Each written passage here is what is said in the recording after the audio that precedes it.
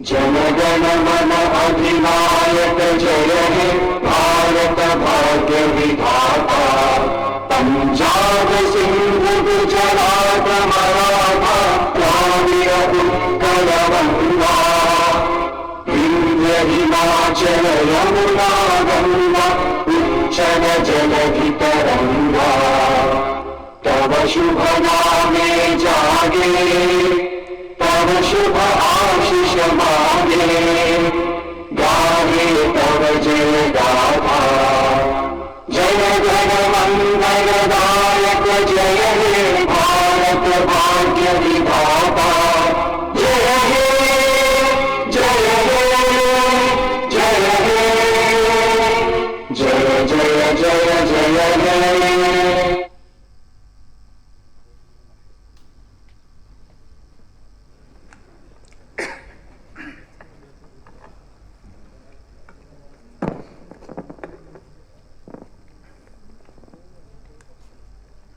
সবাইকে শুভেচ্ছা এবং শ্রদ্ধা জানিয়ে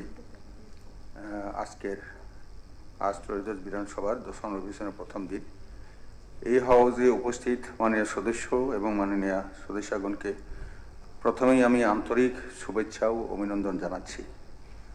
আমাদের গৌরবমণ্ডিত পবিত্র এই বিধানসভার মর্যাদা, শৃঙ্খলা ও সংসদীয় গণতন্ত্রের ঐতিহ্য অক্ষুণ্ণ রাখার স্বার্থে আমি সকল সদস্য ও সদস্যদের প্রতি আন্তরিকভাবে অনুরোধ জানাচ্ছি যে এই সভা সুষ্ঠুভাবে পরিচালনার লক্ষ্যে আমাকে সহায়তা করার জন্য আমি আপনাদের প্রত্যেকের প্রতি অনুরোধ রাখছি।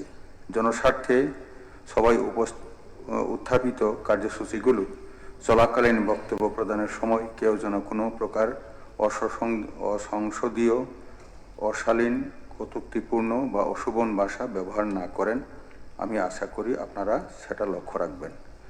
মতপার্থক্য গণতান্ত্রিক ব্যবস্থার একটি স্বাভাবিক ও গুরুত্বপূর্ণ অংশ। তবে মতের বিরোধ থাকলেও পরস্পরের প্রতি সম্মান ও সৌজন্য বজায় রেখে সংসদীয় ভাষায় বক্তব্য উপস্থাপন করা আমাদের সকলের দায়িত্ব। ব্যক্তিগত আক্রমণ, কটূক্তি কিংবা অবমাননাকর শব্দচয়ন কোনোভাবেই এই পবিত্র বিধানসভার গৌরব ও মর্যাদার সঙ্গে সামঞ্জস্যপূর্ণ নয়। অতএব আমি সকল মাননীয় সদস্য ও সদস্যগণকে অনুরোধ করছি তারা যেন বক্তব্য রাখার সময় সংযত, শালীন, মার্জিত ও সংসদীয় ভাষা ব্যবহার করেন এবং এই হাউসের পবিত্রতা ও মর্যাদা বজায় রাখতে সহযোগিতা করেন। এই পবিত্র বিধানসভার শৃঙ্খলা ও মর্যাদা রক্ষা করা আমাদের সকলের সম্মিলিত দায়িত্ব। ধন্যবাদ আপনাদের সকলকে।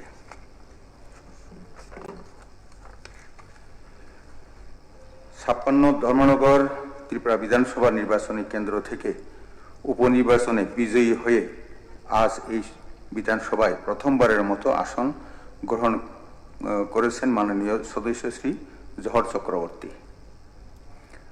আমি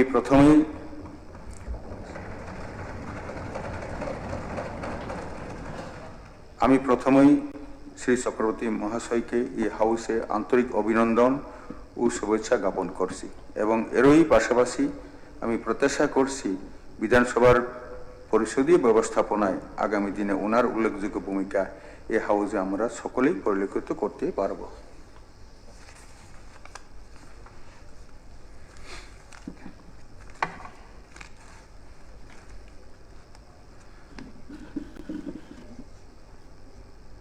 এখন প্রশ্ন উত্তরের সময়। মাননীয় সদস্যগণ, এখন প্রশ্নোত্তর পর্ব। আজকের কার্যসূচিতে সংশ্লিষ্ট দপ্তরের ভারপ্রাপ্ত মাননীয় মন্ত্রীগণ কর্তৃক উত্তর প্রদানের জন্য তারকা চিহ্নিত প্রশ্নগুলি মাননীয় সদস্যদের নামের পার্শ্বে উল্লেখ রয়েছে। আমি পর্যায়ক্রমে মাননীয় সদস্যগণের নাম ডাকলে তিনি তার নামের পার্শ্বে উল্লিখিত নাম্বার জানাবেন এবং সংশ্লিষ্ট দপ্তরের মাননীয় মন্ত্রীগণ প্রশ্নের মৌখিক উত্তর প্রদান করবেন।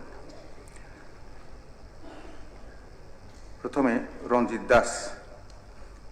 Sir, my start question number 2.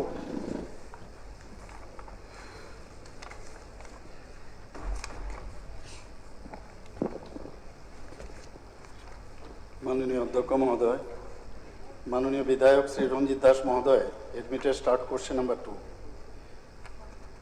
Number 1 হচ্ছে গত 3টি অর্থবছর শহরাঞ্চলে প্রধানমন্ত্রী আবাস যোজনায় আরবান কত সংখ্যক পরিবারকে গৃহ নির্মাণের জন্য অর্থ অনুদান দেওয়া হয়েছে?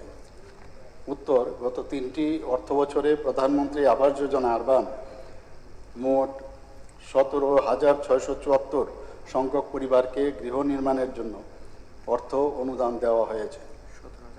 কোশ্চেন নাম্বার 2, এর ফলে ইতিমধ্যেই কত সংখ্যক বসত গৃহ নির্মাণ করা হয়েছে? উত্তর হচ্ছে, এর ফলে ইতিমধ্যে 15,325টি বসত গৃহ নির্মাণ করা হয়েছে। Supplementary sir.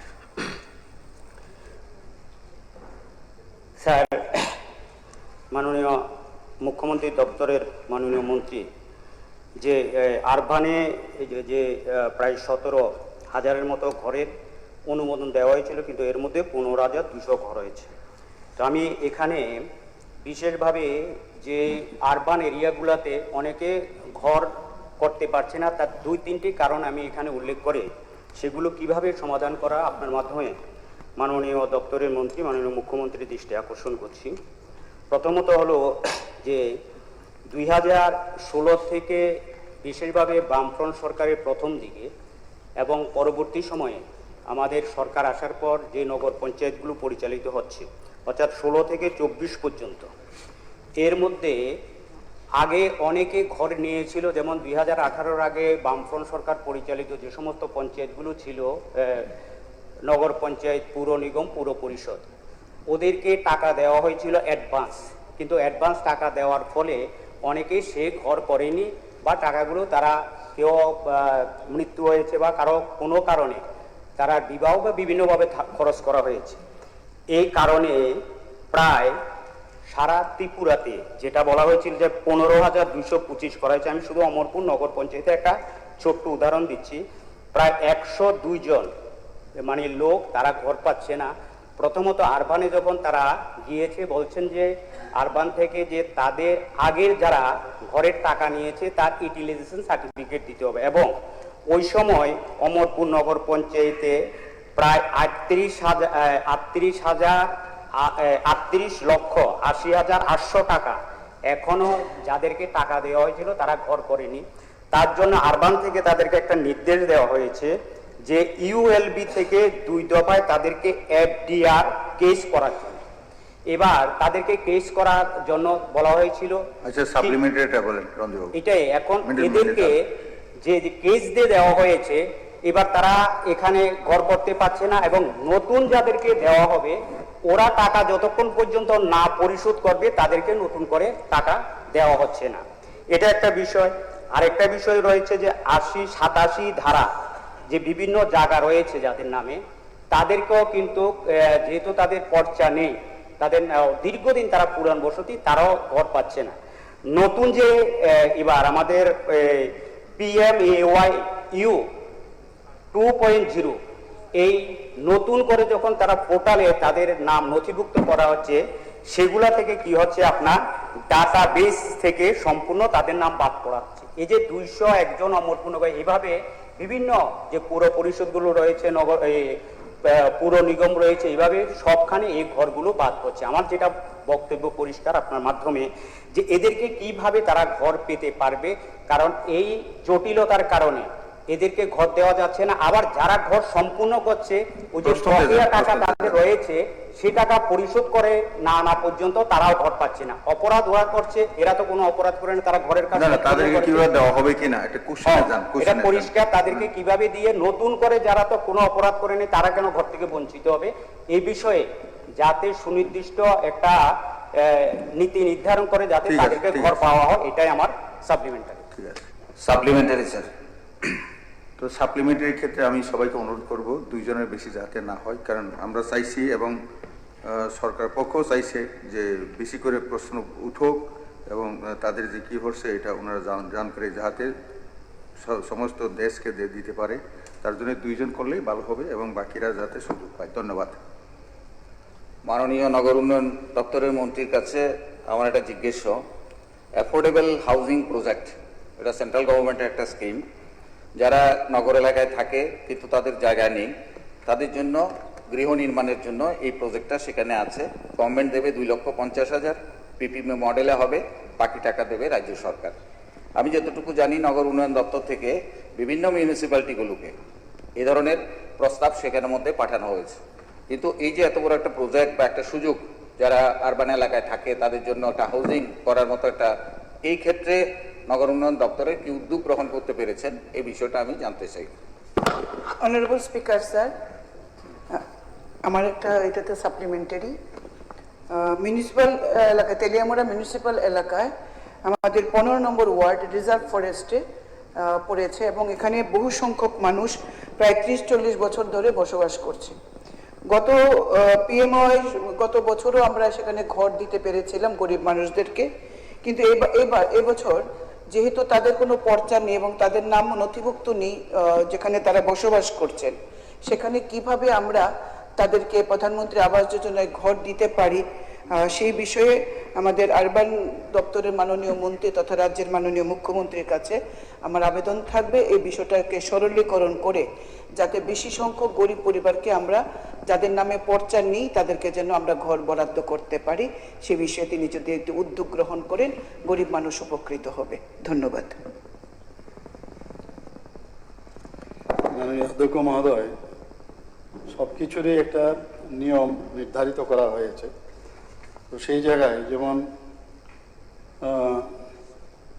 যে অ্যাডভান্স যে পেমেন্ট করা, সেটা কিন্তু অ্যাডভান্স কাউকেই পেমেন্ট করা হয় না বেনিফিশিয়ারিদের। কিছু রুলস আছে, সেই রুলসের হিসাবে যেমন PMAY 1.0 যখন এই প্রকল্প চালু হয় সেখানে 4টা কিস্তিতে টাকা দেওয়া হয়। তো কীভাবে দেওয়া হয়, যেমন যদি মোট তখন দেওয়া হতো 1,66,666 টাকা, এবং সেখানে যদি দেখা যায় যে ফাউন্ডেশন লেভেল কমপ্লিট হয়েছে সেই জায়গায় প্রথম কিস্তিতে 20% দেওয়া হতো, অর্থাৎ 33,300 রুপিস। এইভাবে এক একবার বিভিন্ন লেভেলে লিন্টেল লেভেল কমপ্লিট যদি হয় তাহলে 50,000 দ্বিতীয় কিস্তি, রুফ লেভেল কমপ্লিট যদি হয় 50,000 30%। এইভাবে সম্পূর্ণ যখন হয় তখন চতুর্থ কিস্তি 33,366। একদম এখানে এইভাবে নির্ধারণ করা হয়েছে। কাজেই যে প্রশ্নটা এখানে বলা হয়েছে যে তাদেরকে টাকা দেওয়া যাবে কিনা, তা আমার মনে হয় এটা কোনো সুযোগ নেই। তাছাড়া কিছু রুলস এখানে শর্ত কিন্তু আছে। সেই শর্তর মধ্যে 1 নম্বর হচ্ছে সুবিধাভোগী তাদের নিজস্ব কিন্তু জায়গায় থাকতে হবে এবং বার্ষিক আয় 3 লক্ষ পর্যন্ত হতে হবে। আর সুবিধাভোগী ব্যক্তির কোনো পাকা ঘর থাকা যাবে না। এই যে 3টা যে পয়েন্ট আমি বললাম, যে বাকি যে জায়গায় যে বিষয়গুলো বলছে ওইগুলো ক্রাইটেরিয়ার মধ্যে যদি না থাকে, আমার মনে হয় সেগুলো অন্য কোনো স্কিমে করা যায় কিনা সেটা সরকার আমরা চিন্তা করব, কিন্তু এই স্কিমে সেটা সম্ভব হবে না। আরেকটা যেটা আপনি যেটা বললেন মাননীয় বিধায়ক যে প্রশ্নটা করলেন যে অ্যাফোর্ডেবল হাউসে, এখানে টুডার মাধ্যমে কিন্তু আমাদের অলরেডি অ্যাফোর্ডেবল হাউস এখানে তৈরি হচ্ছে। তাও আপনি যে বিষয়টা বলছেন আমার ডিটেলস আমার নিতে হবে, নিয়ে তারপরে আমি উত্তরটা দিতে হবে। পরবর্তী প্রশ্নকর্তা অনারেবল মেম্বার জিতেন্দ্র মজুমদার। মাননীয় অধ্যক্ষ স্যার, মাই স্টার কোশ্চেন পাইপ।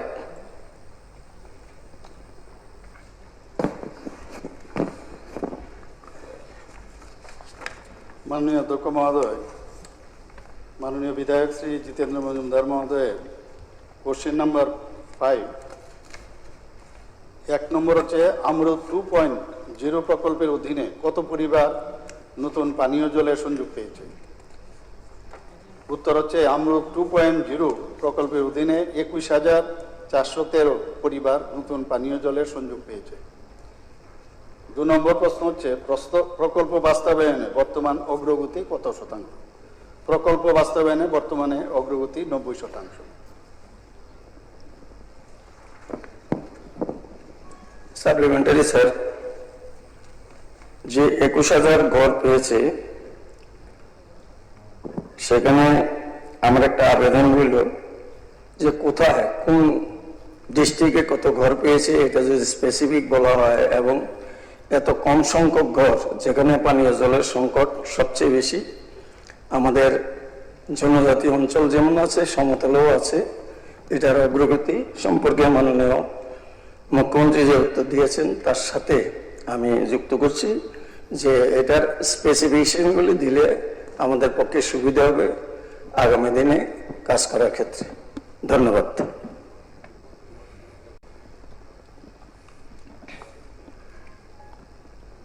ঠিক আছে, সিএম স্যার।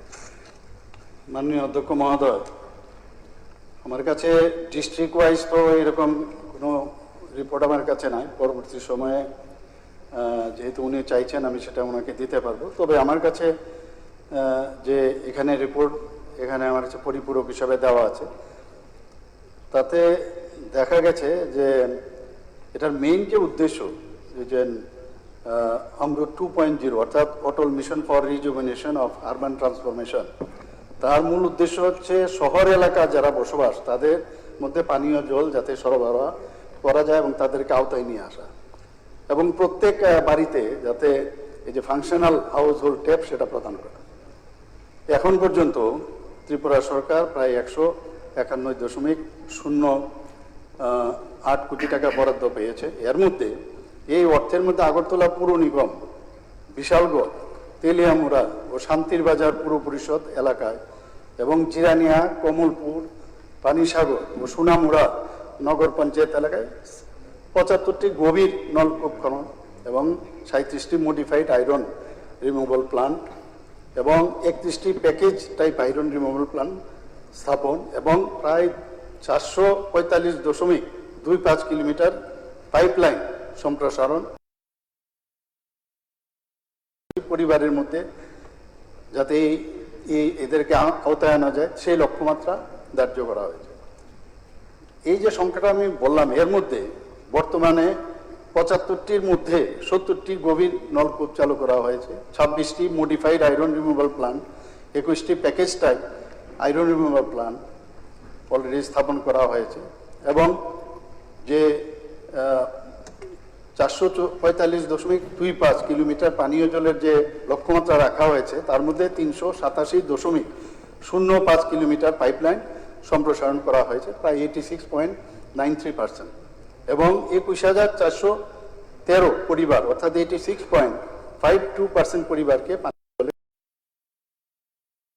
বাকি 5টি ডিপ টিউবওয়েল খনন এবং 11টি মডিফাইড আয়রন রিমুভাল প্লান্ট এবং 10টি package type iron removal plant এবং 58.205 কিলোমিটার পাইপলাইন সম্প্রসারণ, 3,336 পরিবারকে সেই জলের সংযোগ দেওয়ার কাজে এগিয়ে চলছে। আগরতলা পুর নিগম এবং অন্যান্য পুর পরিষদ নগর পঞ্চায়েত এলাকায় অমৃত 2.0 কাজ আগামী 31/12/2026 তারিখের মধ্যে শেষ করার চেষ্টা চলছে। ধন্যবাদ। পরবর্তী প্রশ্নকর্তা অনারেবল মেম্বার শ্রী মাইলাপ্রু মগদে। Honorable Speaker, sir, my question number state star 115.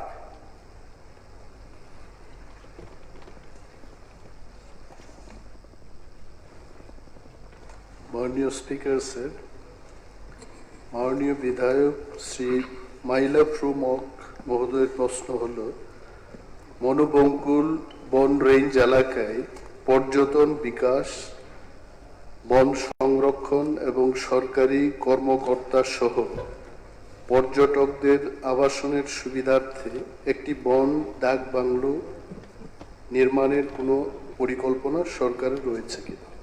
উত্তর, মনোবনকুল রেঞ্জ এলাকায় পর্যটন বিকাশ, বন সংরক্ষণ এবং সরকারি কর্মকর্তা সহ পর্যটকদের আবাসনের সুবিধার্থে একটি ডাক বাংলো নির্মাণের আপাতত কোনো পরিকল্পনা নেই। 2 নম্বর প্রশ্ন, থাকলে প্রকল্পটির সম্ভাব্য স্থান, আনুমানিক ব্যয় এবং বাস্তবায়নের সম্ভাব্য সময়সীমা কত? 1 নং প্রশ্নের উত্তরের পরিপ্রেক্ষিতে 2 নং প্রশ্নের উত্তর আসে। সাপ্লিমেন্টারি স্যার, আমাদের বর্তমানে মনোবঙ্কুল এলাকায় এরকম আমাদের যেমন আমি তুলে ধরেছি মনোবঙ্কুল বন রেঞ্জ এলাকার সেখানে বনকে যাতে সুরক্ষিত রাখতে গেলে এবং যেমন সরকারি কর্মকর্তা বিশেষ করে পর্যটক আজকে আমাদের বিশেষ করে সাবরুম এলাকায় আমাদের মনোবঙ্কুল এলাকায় বিশেষ করে পর্যটকদের এত ভিড় হচ্ছে যার কারণে মনোবঙ্কুল এলাকায় বর্তমানে একটাও এরকম রেস্ট হাউস বা ডাক বাংলো নেই যার কারণে আমি চাই সরকারের কাছে যাতে যে কোনো ব্যাপারে যাতে আমাদের একটা ডাক বাংলো যাতে করা হয় সেটা আমি আবেদন করছি। ধন্যবাদ। মাননীয় অধ্যক্ষ মহোদয়, নর্মালি আমাদের যে ফরেস্ট রেস্ট হাউসগুলো হয় এটা মূলত নট ফর পর্যটক, ইট ইজ বেসিক্যালি যখন আমাদের অফিসাররা বিভিন্ন কাজের ইন্সপেকশনে যাবেন they need to take rest, কারণ ফরেস্টের ক্ষেত্রে বিভিন্ন জায়গায় হাঁটাহাঁটি করে পায়ে হেঁটে গিয়ে প্ল্যান্টেশন বিভিন্ন চেক ড্যাম এগুলো দেখে এসে ওনারা রেস্টের জন্য এগুলোকে ফরেস্ট রেস্ট হাউস বলা। I really appreciate the question by Honorable MLA যে পর্যটকদের জন্য যদি এমন কিছু রেস্ট হাউসের দরকার হয়, right beside me the Honorable Tourism Minister is sitting, এটা ট্যুরিজম ডিপার্টমেন্টে এন্ড বাকি কর্মচারী সরকারি এমএলএ মিনিস্টার যেখানে থাকবেন তার জন্য কিন্তু ডাক বাংলোগুলো তৈরি হবে, রেভিনিউ ডাক বাংলো। প্রশ্ন আসার সাথে সাথে আমি সাউথ ডিএফও ইনচার্জকে জিজ্ঞেস করলাম ব্যক্তিগতভাবে, উনি আমাকে উত্তর দিয়েছেন যে স্যার আমাদের এক্সিস্টিং যে ফরেস্ট রেস্ট হাউস থাইলিক তিসা কলাছড়াতে যেটা আছে that itself is sufficient to cater the need of forest department which is approximately 10 kilometer from Monobonkul range. তো তাতেও দেখা যাচ্ছে আর্থিক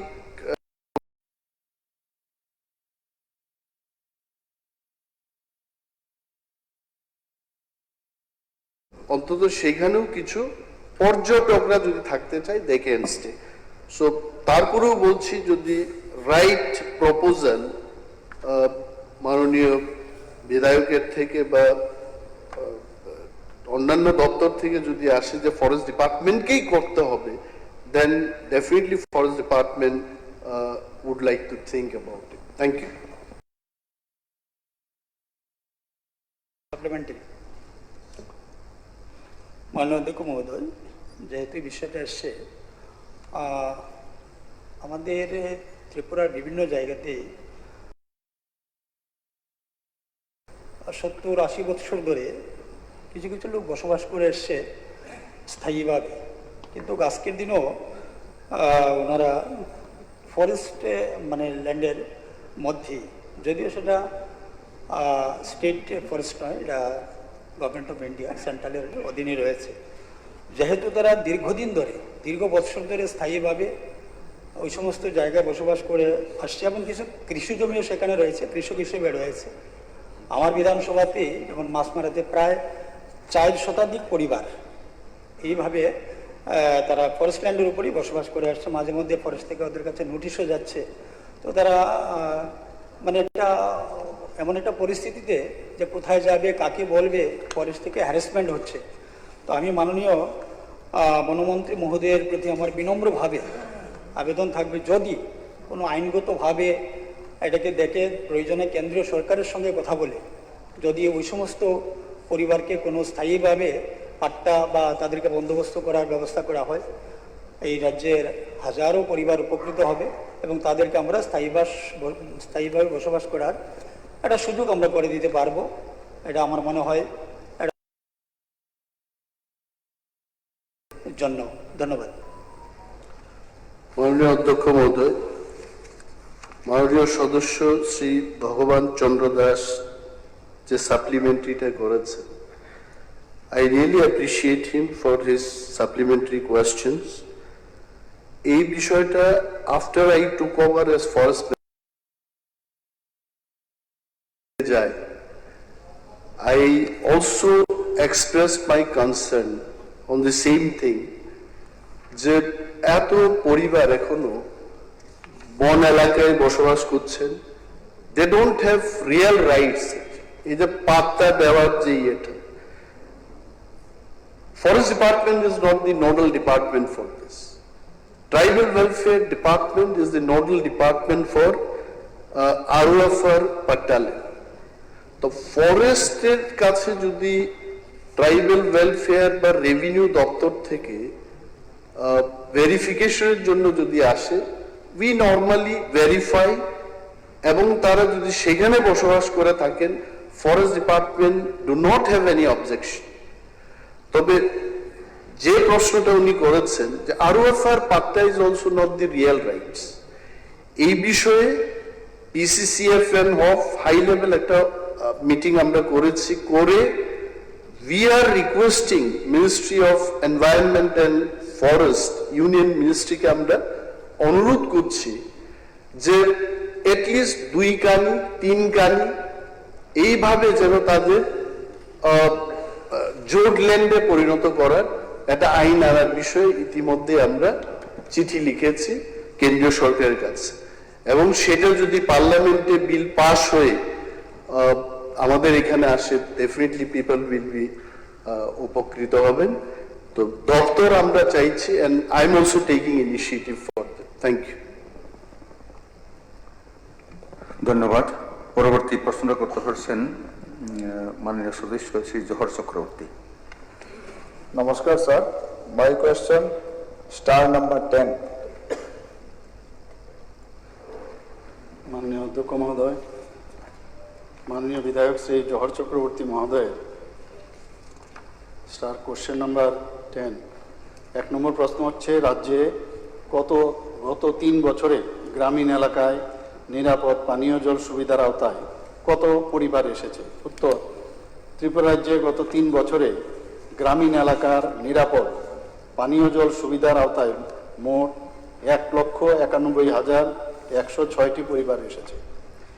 দ্বিতীয় নম্বর প্রশ্ন হচ্ছে, কতটি গ্রাম শতভাগ স্যানিটেশন কভারেজ অর্জন করেছে? উত্তর, ত্রিপুরাতে মোট 1,193টি গ্রাম পঞ্চায়েত ভিলেজ কমিটি, যা 765টি LGD, সবকটি গ্রাম পঞ্চায়েত ভিলেজ কমিটি শতভাগ sanitation coverage, that is ODF plus model status অর্জন করেছে। ধন্যবাদ স্যার। সাপ্লিমেন্টারি পাননি, ওনাদের যাতে সুবিধার ব্যবস্থা করা হয় তার জন্য দপ্তর এবং মাননীয় মুখ্যমন্ত্রী মহোদয়ের কাছে অনুরোধ রাখছি। মাননীয় স্পিকার স্যার, মুখ্যমন্ত্রী মহোদয় বলেছেন যে 1 লক্ষের উপর যে পানীয় জলের যে সুবিধাটা পাওয়া হয়েছে, এটার ভিতরে এডিসি এলাকায় কত পরিবার এই বিশুদ্ধ পানীয় জলের সুবিধা পেয়েছেন, এবং যে সুবিধাটা পেয়েছে আমি দেখলাম যে বিশেষ করে এডিসি এলাকায় জলের যে সমস্যা বর্তমানে, কিছুদিন আগে আমরা দেখলাম যে আমাদের মুঙ্গিয়াকামি ব্লকে সেখানে রাস্তা অবরোধ হচ্ছে, বিশেষ করে আমাদের জনজাতি কল্যাণ মন্ত্রীর এলাকাতে। আর সেখানে রাস্তা অবরোধে গিয়ে আটকেছে আমাদের শিক্ষা দপ্তর, উচ্চশিক্ষা দপ্তরের মন্ত্রী মহোদয়। তো সুতরাং এখানে পানীয় জলের যে সুবিধাটা, বিশেষ করে এডিসি এলাকাটা খুবই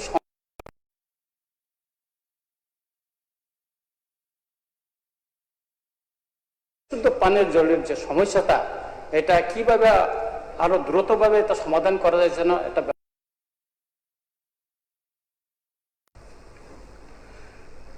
মাননীয় অধ্যক্ষ মহোদয়, এই ডিসি এলাকায় পানীয় জলের বিষয়, এই বিষয়ে কিন্তু এর আগে অনেকবার আলোচনা হয়েছে, এবং আমরা জানি যে কিছু কিছু জায়গা আছে এই ডিসি এলাকায়, সব জায়গায় না, এবং আমি পার্সেন্টেজ ওয়াইজও এর আগের অধিবেশনে বা তার আগের অধিবেশনও আমি বলেছি, এবং কিছু কিছু জায়গা আছে যেখানে জলের না পাওয়াতে সেখানে বা সেখানে পাথরে পাহাড় থাকাতে অনেক সময় গভীর নলকূপ বা যে স্বল্প বেশের যে নলকূপ সেটা বসানো খুব ডিফিকাল্ট হয়, যে কারণে ওইখানে ইনোভেটিভ যে আইডিয়া, সেই ইনোভেটিভ আইডিয়ার মধ্যে এই পাহাড়ে বিশেষ করে ডিসি এলাকায় সেখানে ছড়া, নালা, জলাধার এবং যে ঝর্ণার জল এগুলোকে কালেক্ট করে সেটাকে পাম্প করে উপরে দিয়ে সেভাবে জলের ব্যবস্থা।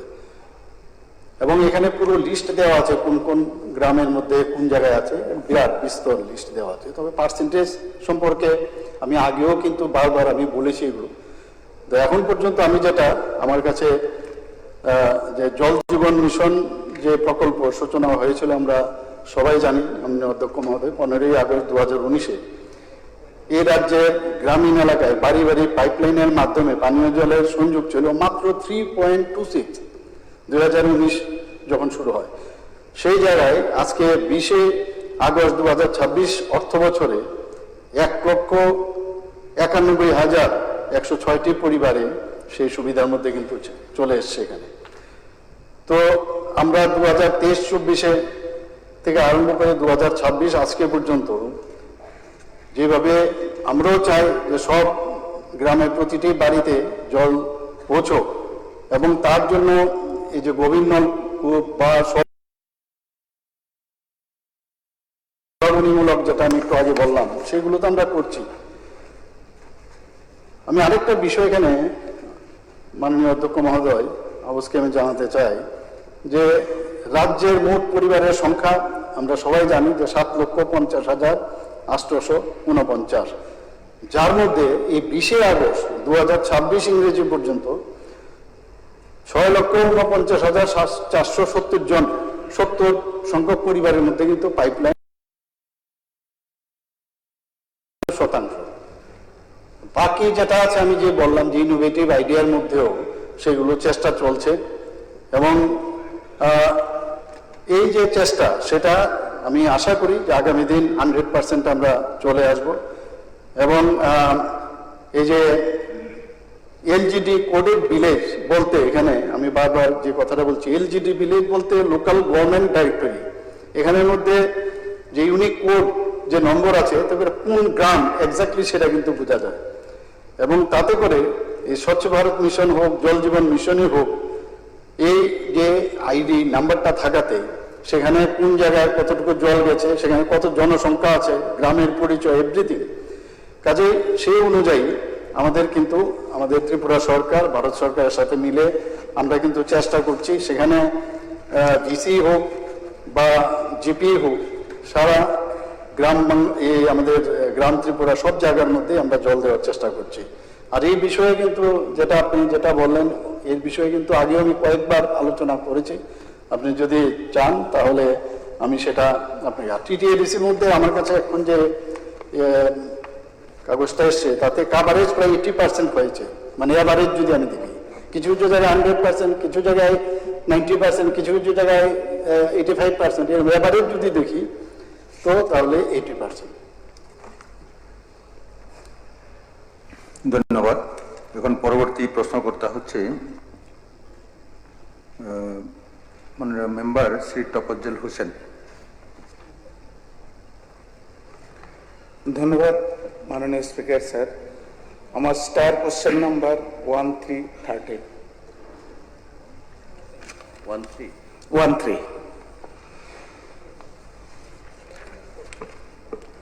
Honorable Speaker, sir, repeated start question number 13. গত 3 বছরে রাজ্যে কতগুলো নতুন পর্যটন কেন্দ্রের অবকাঠামো নির্মাণ বা স্থাপন করা হয়েছে? গত 3 বছরে রাজ্যে ছোট ও মাঝারি স্তরে 12খানা নতুন পর্যটন কেন্দ্রের অবকাঠামো নির্মাণ বা স্থাপন করা হয়েছে এবং 5খানা বড় পরিকাঠামো সেখানে অর্ধনির্মিত অবস্থায় রয়েছে বা কাজ চলছে। উক্ত কাজে মোট কত ব্যয় করা হয়েছে? ছোট এবং মাঝারি কাজগুলোতে টোটাল প্রজেক্ট কস্ট 87,80,92,000 টাকা এবং যে 5খানা বড় পর্যটন পরিকাঠামো অর্ধনির্মিত অবস্থা রয়েছে বা কাজ চলছে সেখানে প্রায় 400 কোটি টাকার উপর অর্থ খরচ করা হয়েছে বা ধার্য রাখা হয়েছে। সাপ্লিমেন্টারি স্যার, আমি আপনার মাধ্যমে আমাদের দপ্তরের মাননীয় মন্ত্রী মহোদয়কে অবহিত করতে চাই যে বক্সনগর বিধানসভা এলাকায় একটি পর্যটন স্থান রয়েছে, সেটার নাম হলো বুদ্ধস্তূপ নামে পরিচিত, কিন্তু সারা ত্রিপুরা রাজ্যের মানুষের কাছে এটা চাঁদ সদাগরের বাড়ি নামে পরিচিত, যার জন্য প্রত্যেক দিন প্রচুর পর্যটক এখানে আনাগোনা হচ্ছে। তো তাই আজকে ওটার পাশে, ওই পর্যটন স্থানটার পাশে একটা বিরাট বড় জলাশয় আছে। আমি দপ্তরের মাননীয় মন্ত্রী মহোদয়কে অনুরোধ করব, এই জলাশয়টাকে যদি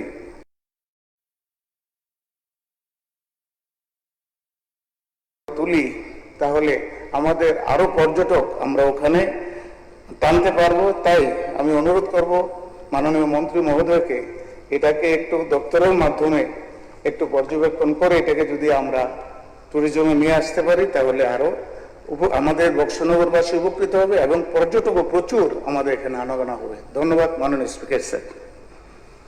মাননীয় স্পিকার স্যার, সাপ্লিমেন্টারি আমি জানতে চাই, মাননীয় মন্ত্রী মহোদয়, পর্যটক মন্ত্রী মহোদয় বলেছেন যে এখন 12টা ছোট বড় পর্যটন কেন্দ্রের কাজ চলছে এবার 5টি বড় কাজ চালু আছে, মানে কনস্ট্রাকশন চলছে। আমি জানতে চাই এর ভিতরে এডিসি এলাকায় কয়টি এই পর্যটন কেন্দ্র নির্মাণ করা হচ্ছে এবং বা করার চিন্তা ভাবনা আছে আগামী দিন?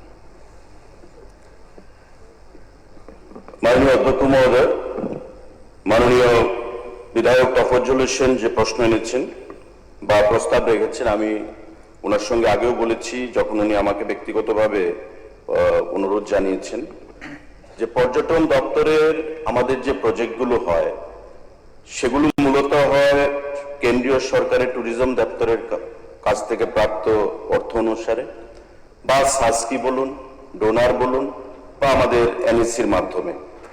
রাজ্য সরকারের নিজস্ব কোনো ফান্ড পর্যটন দপ্তরের জন্য প্রদান করা নেই, যার মাধ্যমে আমরা বড় আকারের পরিকাঠামো আমরা করতে পারি। তারপর ওনাকে আমি বলেছি যে প্রস্তাব পাঠাতে এবং ব্লক থেকে একটা ডিপিআর বানিয়ে আমাদেরকে পাঠানোর জন্য, যাতে করে আমরা আগামী দিন এটা কেন্দ্রীয় সরকার বা ফান্ড স্যাংশনের জন্য সেখানে কোনো সংস্থার সঙ্গে টেক আপ করতে পারি।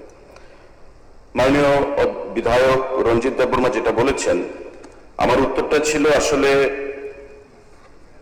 যে গত 3 বছরে 12খানা ছোট এবং মাঝারি আমরা ডেস্টিনেশন বা প্রজেক্ট আমরা সম্পূর্ণ করেছি, আর বাকি 5খানা বড় প্রজেক্ট, যেটা আপনি সঠিক বলেছেন যে অনগোয়িং, এটা আগামী দুটো প্রজেক্ট আছে, যেমন 9 কোটির সোনামুখী আমাদের বড় রিসোর্ট, এটা টিঙ্কুবাবুর বিধানসভা কেন্দ্রে প্রায় 72 কোটি টাকা এডিবি ফান্ডেড।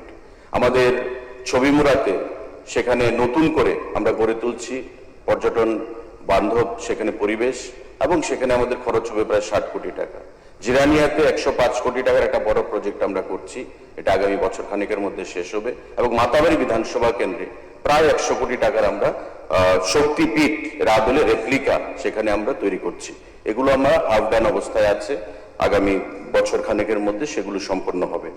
আপনার যেটা প্রশ্ন যে এডিসি এলাকায় কত কত রয়েছে, আমার কাছে লিস্টটা রয়েছে যে ছোট এবং মাঝারি, ধরুন সুরমাছড়াতে, কমলপুরে, সেটা এডিসি এরিয়াতে, destination development Surmachhara Kamalpur sub division.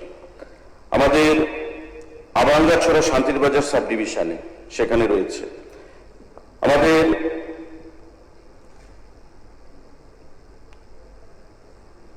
নারকেল কুঞ্জে গন্ডা তুইসাতে ওয়েস্ট সাইড এমিনিটিস সেটা রয়েছে আমাদের। না, উনি বলছেন যেটা সম্পূর্ণ হয়ে গেছে 12টার মধ্যে ছোট ও মাঝারি, তার মধ্যে আমাদের প্রায় 4খানা ডেস্টিনেশন রয়েছে যেগুলো এডিসি অঞ্চলের মধ্যে। এবং আপনি জানেন, আমি মাননীয় বনমন্ত্রীর সাথেও কথা বলছিলাম যে ত্রিপুরা রাজ্যে 2/3 এরিয়া হচ্ছে আমাদের রিজার্ভ ফরেস্ট। ডেভেলপমেন্টের ইচ্ছা থাকলেও ফরেস্ট ডিপার্টমেন্টের কাছ থেকে যেহেতু আমরা এনওসি পাই না, তাই আমাদের সেই ডেভেলপমেন্টে আমরা হাত দিতে পারি না। মাননীয় মন্ত্রী আমাকে এক্ষুনি আশ্বস্ত করলেন যে উনিও কেন্দ্রীয় সরকারের সঙ্গে পরিবেশ দপ্তরের মন্ত্রকের সঙ্গে আলোচনা করেছেন, কিন্তু তারাও সেটা দিতে চান না। কিন্তু আমরা যদি অর্থ প্রদান করি ফরেস্ট দপ্তরকে ডিপিআর বেসিসে, তবে তারা নিজেদের থেকে সেখানে কাজ করতে পারবেন। সেটা আমরা আগামী দিনে বিচার করব। আপনার কাছে যদি এডিসি এলাকাতে কোনো প্রস্তাব থাকে, ফরেস্ট দপ্তরের কাছ থেকে ক্লিয়ারেন্স নিয়ে আপনারা ডিপিআর বানিয়ে দেবেন বা আমরা ডিপিআর বানাবো, আমরা সেদিকে কাজ করব আগামী দিনে। মাননীয় মন্ত্রী মহোদয়, আমি জানতে চাই যে এডিসি এলাকার যে পর্যটন কেন্দ্রগুলি আছে সেটা এডিসির হাতে দায়িত্ব দেওয়া হবে কিনা, আর দ্বিতীয়ত হলো ফরেস্ট ডিপার্টমেন্টের একটা ল্যান্ড ব্যাংক আছে, যে ল্যান্ড ব্যাংকে আপনি বিভিন্ন অফিস বা সরকারি কোনো পর্যটন কেন্দ্র হোক বা যে কোনো নির্মাণ করার একটা সুবিধা আছে ল্যান্ড ব্যাংকে। ফরেস্ট ডিপার্টমেন্টের আন্ডারে ল্যান্ড ব্যাংক বলে একটা আছে, কোন কোন জায়গায় কত পরিমাণ ল্যান্ড ব্যাংক আছে আমি সেটা জানি না, তো তথ্য আছে সরকারের কাছে। ওই ল্যান্ড ব্যাংকে করা যায় কিনা, সেটা সেই সুবিধাটা আছে কিনা একটু এটা বিষয়টা জানতে চাই। দেখুন, যে সমস্ত পর্যটন কেন্দ্রগুলো করা হয়েছে সেগুলো কেন্দ্রীয় সরকারের অর্থে বা ওয়ার্ল্ড আমাদের এশিয়ান ডেভেলপমেন্ট ব্যাংকের অর্থে বা ডোনারের অর্থে। তো স্বাভাবিকভাবেই রাজ্য সরকার যে পরিকাঠামোগুলো তৈরি করেছে সেগুলো এডিসির হাতে হস্তান্তরের কোনো প্রশ্নই আসে না। আর ল্যান্ড ব্যাংকের প্রশ্ন যেটা আপনি করেছেন সে বিষয়ে আমার সম্পূর্ণ তথ্য নেই।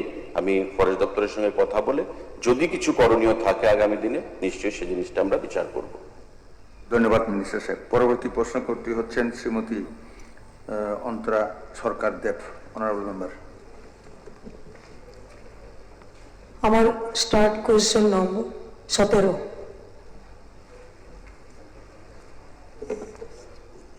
মাননীয় অধ্যক্ষ মহোদয়, অ্যাডমিটেড স্টার্ট কোশ্চেন নং 17। রাজ্যে গত 3টি অর্থ বছরে দেশীয় ও বিদেশি পর্যটকদের সংখ্যা কত ছিল?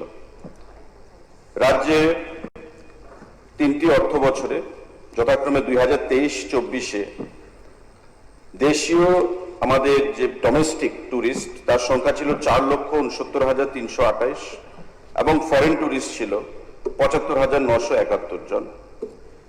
24-25 সালে ডোমেস্টিক ট্যুরিস্টদের সংখ্যা ছিল 6,27,705 এবং ফরেন ট্যুরিস্টদের সংখ্যা ছিল 79,468 এবং 25-26 সালে ডোমেস্টিক ট্যুরিস্টের সংখ্যা ছিল 7,10,243 এবং বিদেশি পর্যটকদের সংখ্যা ছিল 19,171।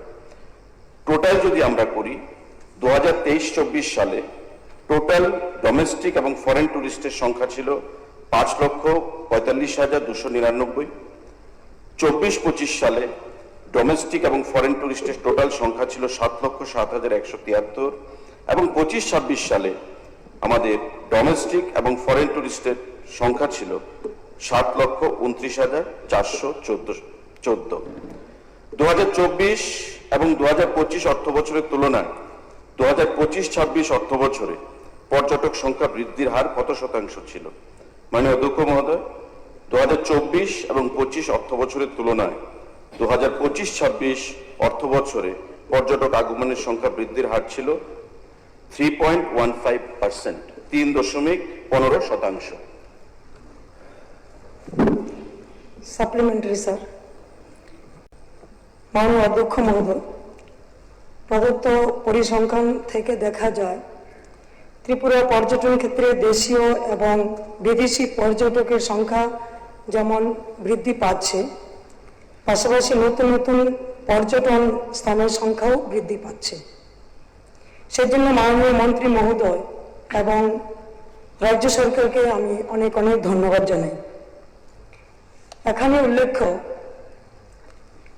কমলাসাগর বিধানসভার অন্তর্গত কসবেশ্বরী মায়ের মন্দির আন্তর্জাতিক সীমান্ত সংলগ্ন প্রাকৃতিক সৌন্দর্যে মনোরম।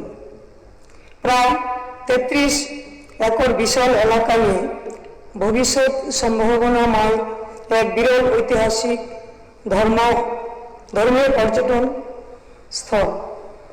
ইতিমধ্যেই মাননীয় মুখ্যমন্ত্রীজির প্রচেষ্টায় মায়ের মন্দির সৌন্দর্যায়নের খাতে প্রায় 19 কোটি টাকা এডিবির মাধ্যমে বরাদ্দ করেছেন এবং কাজও চলছে। উক্ত ধর্মীয় পর্যটন স্থানটির কর্মব্যস্ততা, পর্যটন সংখ্যা বৃদ্ধি সহ তার ঐতিহাসিক গুরুত্ব অনুধাবন করে রাস্তার মাথা NH 8 থেকে কসবিশ্রী মায়ের মন্দির পর্যন্ত প্রায় 13 কিলোমিটার রাস্তার সৌন্দর্যায়ন সহ ডাবল লেন করার লক্ষ্যে দপ্তর কর্তৃক কার্যকরী পদক্ষেপ নেওয়ার জন্য আমি রাস্তাটি মাননীয় মন্ত্রী মহোদয়ের কাছ প্রতি আহ্বান রাখছি এবং এই সভার মাধ্যমে রাস্তাটির সৌন্দর্যায়ন এবং ডাবল লেন করার ক্ষেত্রে মাননীয় মুখ্যমন্ত্রীজির কাছে প্রার্থনা করছি। এখানে উল্লেখ্য, ডাবল লেন করার ক্ষেত্রে বর্তমান রাস্তাটির দুই দিকে পর্যাপ্ত পরিমাণ জায়গা আছে, ফলে জায়গার বা রাস্তা করার কোনো সমস্যা হবে না। এই আমার সাপ্লিমেন্টারি। ধন্যবাদ। মাননীয় অধ্যক্ষ মহোদয়, যেহেতু রাস্তার কাজের কথা মাননীয় বিধায়িকা প্রস্তাব রেখেছেন, এটা PWD দপ্তরের অধীন, আমি মাননীয় দপ্তরের মন্ত্রী তথা মুখ্যমন্ত্রীকেও সে বিষয়ে আলাদাভাবে অনুরোধ জানাবো। পরবর্তী প্রশ্নকর্ত্রী শ্রীমতী স্বপ্না দাস পাল, honourable member.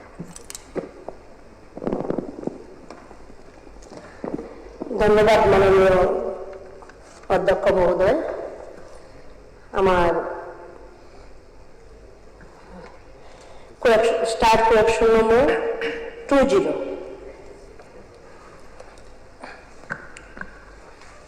Honourable speaker sir, মাননীয় বিধায়িকা স্বপ্না দাস পাল কর্তৃক যে প্রশ্ন আনা হয়েছে, গত 3 অর্থ বছরে তপশিলি জাতি সম্প্রদায়ের যুবক যুবতীদের দক্ষতা উন্নয়ন প্রশিক্ষণের আওতায় কতজনকে অন্তর্ভুক্ত করা হয়েছে? আমি ধন্যবাদ জানাচ্ছি ওনার প্রশ্নের জন্য, তবে একটু স্পেসিফিক হলে ভালো ছিল, কারণ শুধু SC ওয়েলফেয়ার ডিপার্টমেন্টই স্কিল ডেভেলপমেন্ট করে বা স্কিল প্রদান করে এমনটা নয়, অন্যান্য ডিপার্টমেন্টও করে। তো স্বাভাবিক কারণে এক্সাক্ট আনসারটা দেওয়া আমার পক্ষে অসম্ভব।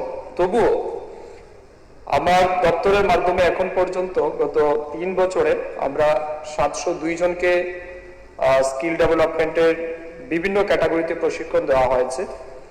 এবং গতকালকে আমি এই প্রশ্ন পাওয়ার পরে directorate of skill development under industry ডিপার্টমেন্টের আন্ডারে আসে, তাদের কাছ থেকে তথ্য জানার চেষ্টা করেছি।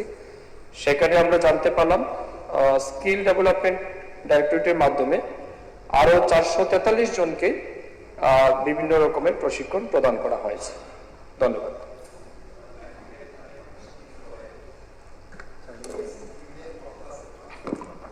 ধন্যবাদ। পরবর্তী প্রশ্ন। সাপ্লিমেন্টারি স্যার, আমি রাজ্যের মাননীয় মন্ত্রী মহোদয়কে ধন্যবাদ জ্ঞাপন করি যে তপশিলি জাতি সম্প্রদায়ের যুবক যুবতীদের দক্ষতা উন্নয়নের ক্ষেত্রে যে 702 জনকে ওরা অন্তর্ভুক্ত করা হয়েছে এবং আরো যে বাকি যারা করবে, তাই মাননীয় মন্ত্রী মহোদয়ের কাছে একটা আবেদন রাখবো যে যারা তপশিলি জাতি সম্প্রদায়ের যুবক যুবকরা রয়েছেন আমাদের রাজ্যে, তাদের জন্য আরো যেন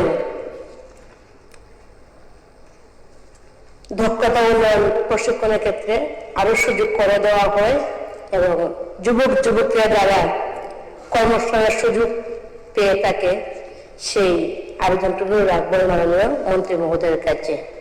নমস্কার। অনারেবল স্পিকার স্যার, মাননীয় বিধায়িকা সাপ্লিমেন্টারিতে যে প্রশ্ন রেখেছেন এটা ঠিক। আরো অনেক SC কমিউনিটির ছেলে মেয়েদের আমরা স্কিল দিতে পারি বিভিন্ন সেক্টরে, যাতে করে তারা আর্থিকভাবে স্বাবলম্বী হতে পারে। তো সেই জায়গাতে আমাদের SC ওয়েলফেয়ার ডিপার্টমেন্টের আরেকটা স্কিম রয়েছে, প্রধানমন্ত্রী PM অজয় স্কিম, অভ্যুদয় যোজনা। সেইখানে আমরা 3 বছরের, আগামী 3 বছর অর্থাৎ 27-28, 28-29 এবং 29-30 এই 3 অর্থ বছরের অলরেডি একটা পার্সপেক্টিভ প্ল্যান আমরা পাঠিয়েছি সেন্ট্রাল মিনিস্ট্রির কাছে। তো সেটা প্রতি বছরই তারা সাবসিকুয়েন্ট ওয়েতে স্যাংশন দেয়। তো এই স্যাংশন পেলে আমরা পরবর্তী সময় আমাদের যে টার্গেটেড রয়েছে যাদেরকে আমরা দেব, সংখ্যা নিয়েছি, তাদেরকে আমরা প্রশিক্ষণ দেব। Thank you. ধন্যবাদ। পরবর্তী প্রশ্ন করতে হচ্ছেন অনারেবল মেম্বার শ্রী গোপাল চন্দ্র রায়। মাননীয় অধ্যক্ষ মহোদয়, my star question number 41.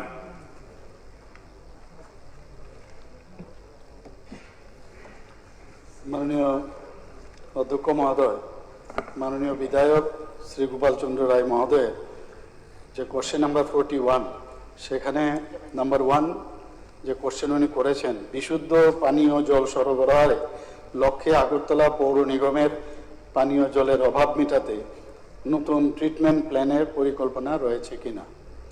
উত্তর হচ্ছে, বিশুদ্ধ পানীয় জল সরবরাহের লক্ষ্যে আগরতলা পৌর নিগমের পানীয় জলের অভাব মেটাতে নতুন 2টি ট্রিটমেন্ট প্ল্যান্ট তৈরির পরিকল্পনা গ্রহণ করা হয়েছে এবং কাজের বরাদ দেওয়া হয়েছে।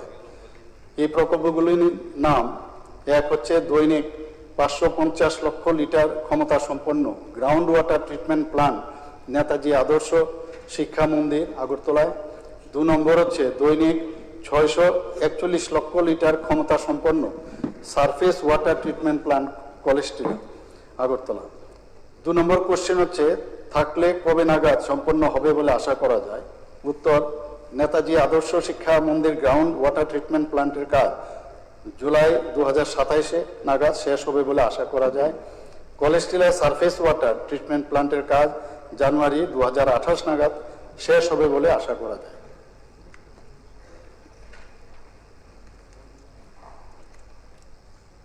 Supplementary sir. স্যার, আমরা দুঃখের সঙ্গে বলছি যে এই সরকার 9 বছর অতিবাহিত হতে চলছে, মানে 10 বছরে আবার আসবে না, বিদায় হবে আমি জানি। তবে আমি বলবো স্যার, আগরতলাতে আমি পৌর এলাকার অধিবাসী, আমাদের জগহরিমুরা বা রামকৃষ্ণনগর যেটাই বলবো, এখানেই জল নেই।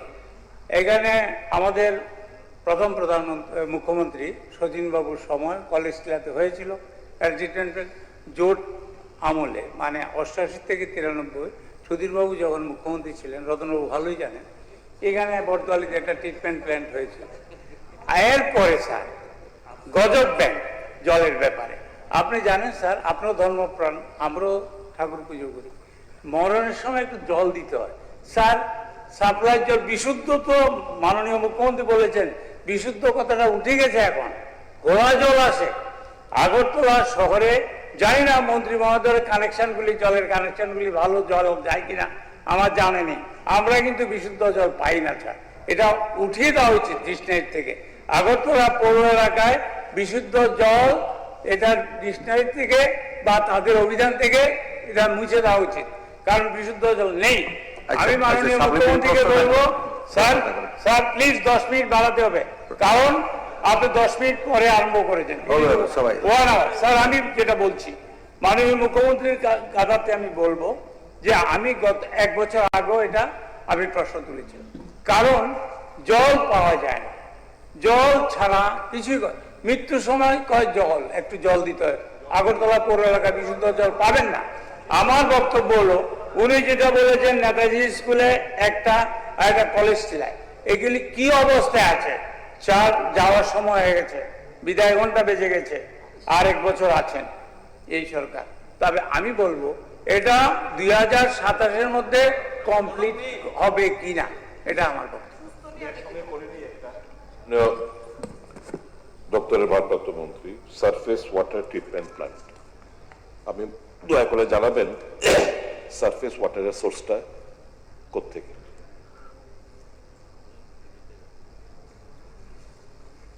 মাননীয় অধ্যক্ষ মহোদয়, আমরা জানি আগরতলায় সব জায়গায় কিন্তু এখন একটা পার্সেন্টেজ আছে, মানে পুরো আমাদের এখানে যে মোট পরিবারের সংখ্যা আগরতলা পুর নিগমে প্রায় 1,40,752। এর মধ্যে এখন পর্যন্ত 92,590 সময়টা একটু বাড়িয়ে নিচ্ছি, যেহেতু 2-3 জন এখানে দিয়েছে, যেহেতু 11টা 10 আমরা শুরু করেছি, তো 12টা 10 প্রশ্ন উত্তর পর্বটা শেষ হোক। তো এই যে মোট পরিবারের সংখ্যার মধ্যে আমরা যে পানীয় জল দেওয়া হচ্ছে প্রায় 64.78%। এবং জলের যে সংযোগ এই দেওয়ার পরে প্রায় এখানে এই 1,40,752 মধ্যে মাত্র 92,590 পরিবার সেটা পাচ্ছে। আমরা চেষ্টা করছি যাতে আরো 100% আমরা এখানে দিতে পারি জল। এবং এখানে দেখা গেছে যে প্রতিদিন প্রায় 100 মিলিয়ন লিটার জল এখানে এখন ডেইলি কিন্তু সরবরাহ করা হয়। এবং অন্যান্য যেসব পরিবারকে এখনো জল দেওয়া যায়নি সেখানে পার্শ্ববর্তী যে হাইডেন্ট, যে রাস্তার পাশে হাইডেন্ট থেকে তারা জল সংগ্রহ করে। আবার অনেকে নিজের বাড়িতেও মানে শ্যালো টিউবওয়েল, স্মল বোর টিউবওয়েলও কিন্তু লাগান। তো এইগুলো আমরা করছি এখানে। এখানে মাননীয় বিধায়ক যেটা বললেন, মাননীয় বিধায়ক আমাদের কাছে বলছেন যে আগামী দিন উনি বলছেন আমাদের ঘন্টা বেজে গেছে। না না, উনি বলছে ঘন্টা বেজে গেছে। জলের কথা বলতাম।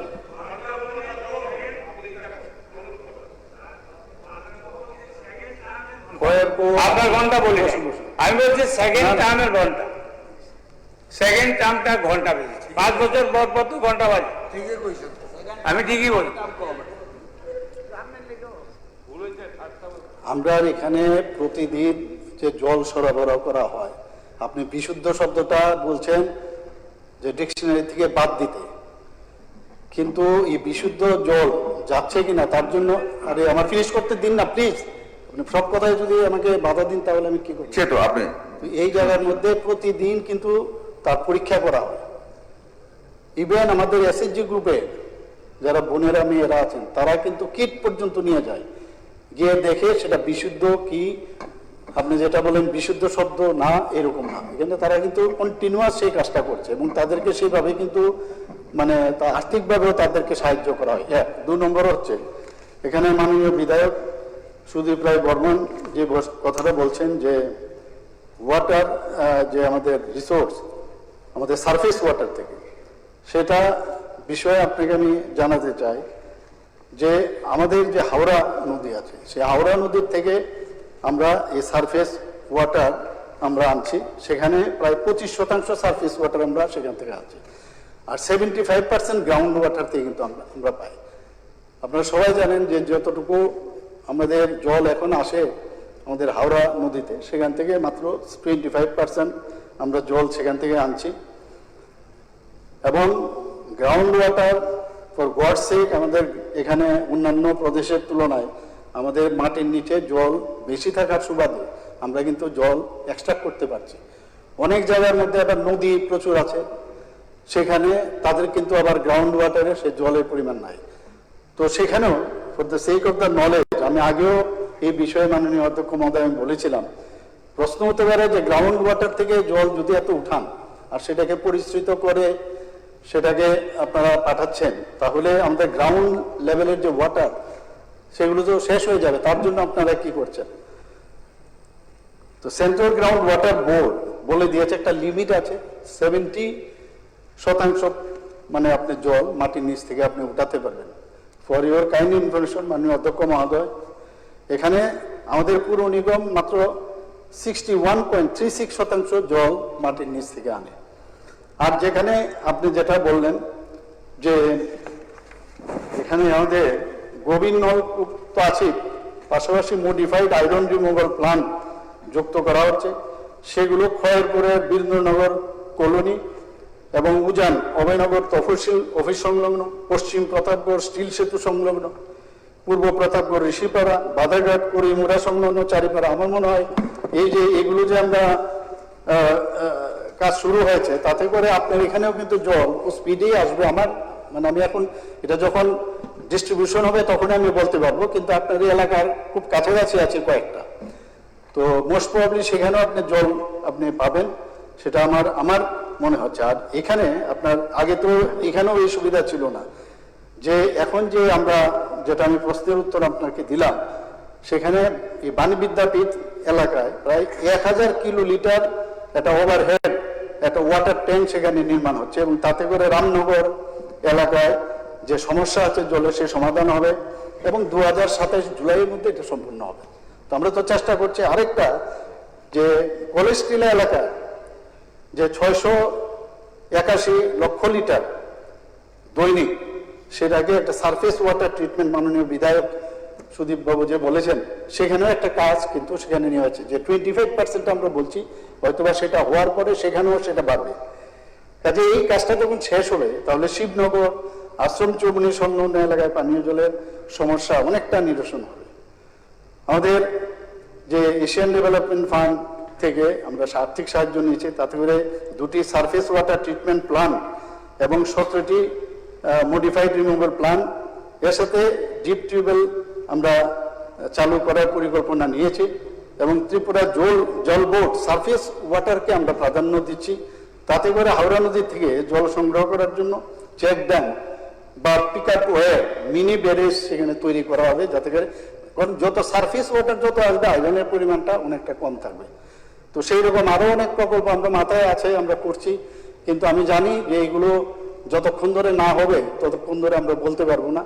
কমপ্লিট হওয়ার পরে চিন্তা ভাবনা আছে, তবে এখানে জলের সমস্যাটা সমাধান হবে। সাপ্লিমেন্টারি স্যার,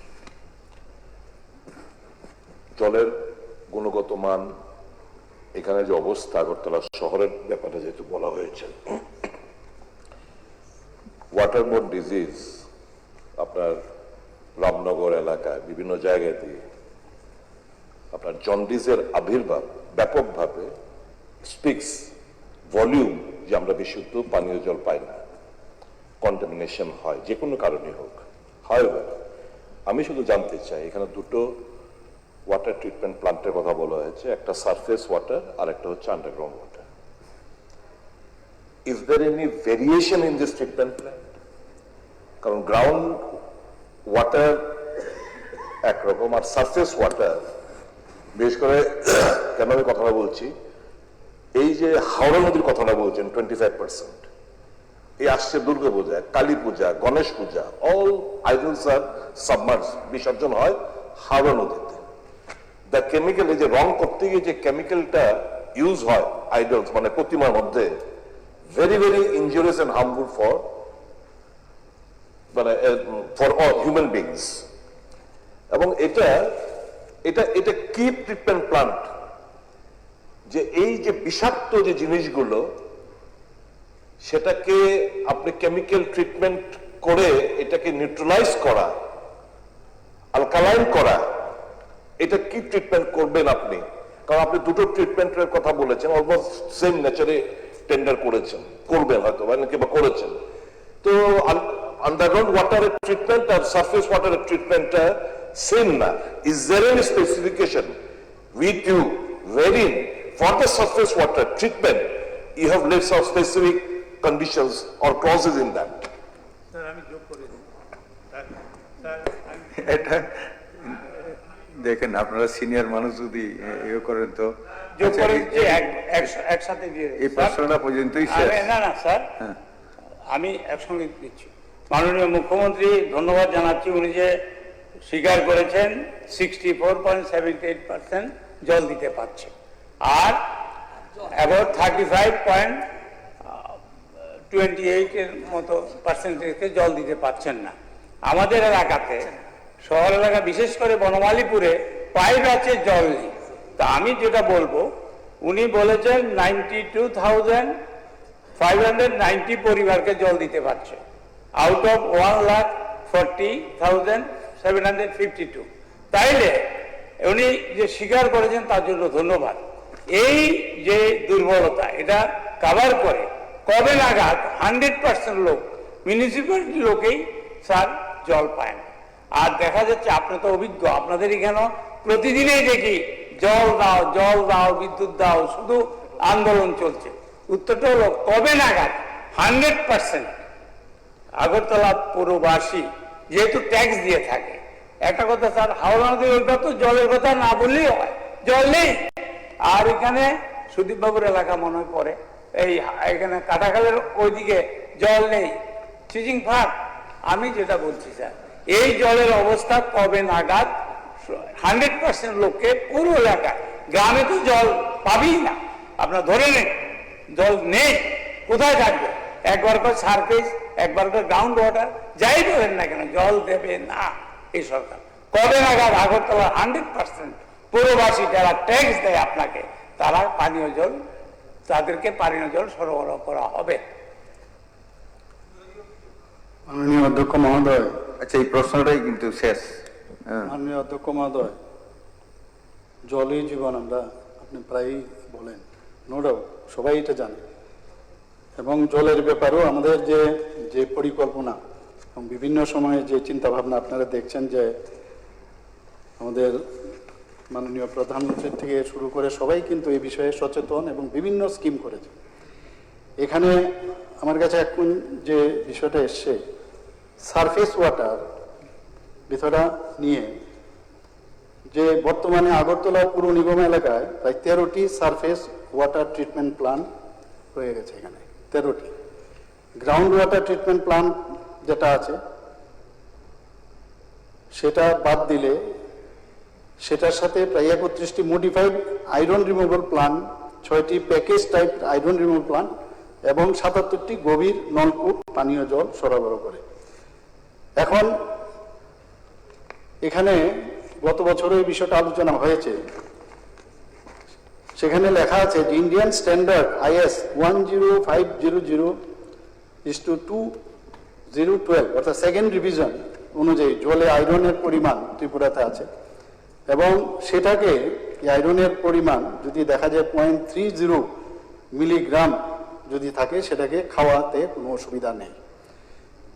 আরেকটা বিষয় যেটা আপনারা বলেছেন যে আমরা ট্যাক্স দিচ্ছি, ট্যাক্সের পরেও কিন্তু আমরা সেরকমভাবে আমরা তার পরিষেবা পাচ্ছি না।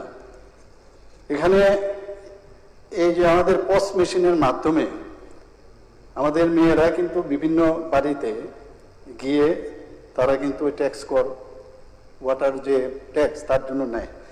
এবং ত্রিপুরা যে চেষ্টা, পস মেশিনে আমাদের যে SHG গ্রুপের মেয়েরা যায়, তাতে দেখা গেছে বেস্ট প্র্যাকটিস হিসাবে সারা ভারতবর্ষে এটাকে গণ্য করা হয়েছে। এবং সেলফ হেল্প গ্রুপ মেম্বার, আমি একটু আগে কিন্তু অন্যভাবে বলার চেষ্টা করেছি, 10% তাদের হেল্প করা হয় সেখানে আর্থিকভাবে। যেখানে একটা বিষয়, এখানে সারফেস ওয়াটার এবং গ্রাউন্ড ওয়াটার, এটা কিন্তু দুটোর মধ্যে প্রযুক্তিগত একটু ডিফারেন্স আছে। একটা হচ্ছে সারফেস ওয়াটারে কিন্তু আয়রন থাকে না, আমি যেটা আগে বললাম, আবার সেখানে আয়রন তো থাকে না, আবার টার্বিডিটিও থাকে না। কিন্তু DTW জলে কিন্তু টার্বিডিটি থাকে। এটা আমরা ফর আওয়ার সেক এটা আমি বললাম। আর যেটা গুণগত মান পরীক্ষার জন্য প্রত্যেকটি ওয়াটার ট্রিটমেন্ট প্ল্যান্টে আমাদের জল পরীক্ষাগার আছে, এবং প্রতিদিন সেখানে জলের গুণগত মান পরীক্ষা করা হয়। এবং সেখানেও অমৃত মিত্র হিসাবে SHG মেম্বারদের দেওয়া হয়েছে। ওনারা এক তো ওখানেও করেন, প্লাস বাড়ি বাড়িতে গিয়েও তারা ফিল্ড টেস্ট কিট মাধ্যমে বাড়ি বাড়ি গিয়ে এই যে ওয়াটারের যে তার স্ট্যান্ডার্ডাইজেশন, সেটাও তারা তাদেরকে ট্রেনিং দেওয়ার পরে সেগুলো করেন। আমাদের তরফ থেকে তো আমরা সেটা করছি। শুধু তাই নয়, আমরা AMCর তরফ থেকে clean your water tank campaign, আমরা ঘরে বাড়িতে কিন্তু যাদের জলের ট্যাঙ্ক বানায়, কিন্তু পরিষ্কার কিন্তু আমরা বছরের পর অনেকে করি না। তো সেই জায়গায় দাঁড়িয়ে একটা ক্যাম্পেইনও আমাদের AMC থেকে করা হয়েছে এবং লিফলেট দেওয়া হয়েছে, যাতে করে 6 মাসে একবার করে বাড়ির ট্যাঙ্ক পরিষ্কার করে। কি হয়, যখন ওই ট্যাঙ্কগুলো হয়, ফেরুল আমরা বলি ঠিকই, কিন্তু কি ফেরুলের কি অবস্থা আপনারা জানেন। কারণ জলের স্পিড যদি থাকে, ওয়ান ওয়ে থাকে, তাহলে ফেরুলটাকে পুশ করে জল আসে। যেহেতু অনেক সময় জলের যে স্পিড কম থাকাতে, ওইটা আপনি জানেন, এখানে বলার অপেক্ষা রাখে না। জল যখন আসে, ফেরুল না থাকাতে এই যে ব্যাক ফ্লো হয়ে আবার জলে কিন্তু মিশ্রিত হয়। তো এর জন্য আমাদের অনেকবার আমি মিটিং করেছি, বিষয়টা আমি দপ্তরকে বলেছি, যদি স্পিড প্রপারলি রাখা যায়, বা আরো কোনো টেকনোলজি আছে কিনা, যাতে যারা পরিষ্কার করে না, যে কারণে যে 6 মাসে একবার যদি পরিষ্কার করে, তাহলে কন্টামিনেট হওয়ার চান্স থাকে। আমি আশা করি যে আমাদের চেষ্টার ত্রুটি নেই, আমরা চেষ্টা করে যাচ্ছি। এবং টাইমলাইন যদি আমরা বলি, আমি বলবো যে যত তাড়াতাড়ি সম্ভব আমরা সেটা করব। আর আপনি যেটা বললেন 60, আপনি আমাকে ধন্যবাদ দিয়েছেন যে আমি স্বীকার করেছি, স্বীকার করতে তো অসুবিধা নেই। যা হচ্ছে 100% যেখানে হবে বলবো, কিন্তু আমি আপনাকে ধন্যবাদ দেবো যে আমি স্বীকার করেছি যে আপনি আমাকে ধন্যবাদ দিয়েছেন, কারণ যেটা সত্যি সেটাই বলবো। 64.78%, অর্থাৎ আউট অফ 1,40,752 পরিবারের মধ্যে 92,590। তাইলে এখন প্রশ্ন উঠছে যে অন্যরা তাহলে কিভাবে চলছেন? ওই যে রাস্তার পাশে যে হাইড্রেন্ট আছে সেই জল ব্যবহার করছে, আবার অনেকে যার যার বাড়িতেও টিউবওয়েল বা এই ধরনের কিছু বসিয়ে তারা জলটা পাচ্ছে। কোনটা? আচ্ছা, সবকিছু আমি একটা জলটা কিন্তু আসে, আপনারা সবাই জানেন যে কোন দিক থেকে ফ্লো হয়, উপর থেকে আসে। যে জায়গায় মানে বেশিরভাগ আগরতলা শহরের কথা যদি বলি, দশমী ঘাটের মধ্যে কিন্তু ইমার্শনটা হয় বেশিরভাগ। তারপরেও কিন্তু এখানে এএমসির তরফ থেকে নির্দেশ করা হয় যাতে তাড়াতাড়ি এগুলোকে এখন এত সুন্দরভাবে ওনারা উঠিয়ে নেন।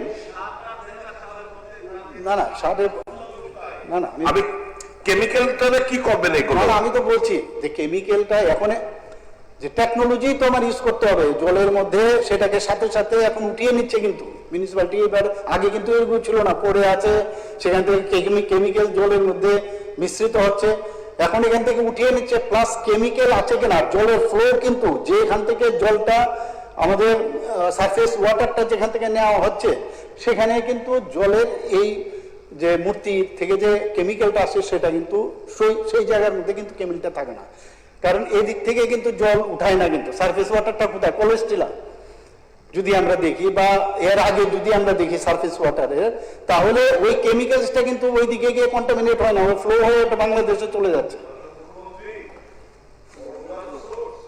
এই সারাটা রাস্তা যেখান থেকে জলটা আপনারা করেন মূর্তি, আগরতলা মূর্তি ওদিকে বিসর্জন, এই সারা রাস্তার মধ্যে মূর্তি বিসর্জন এক, আর এখানে ধান খেতে যে সার তার যে দেয় সবটা জলই তো এখানে আসে না, সবটাই সারফেসে সবটা জলই তো এখানে আসে না খাওয়ার মাধ্যমে।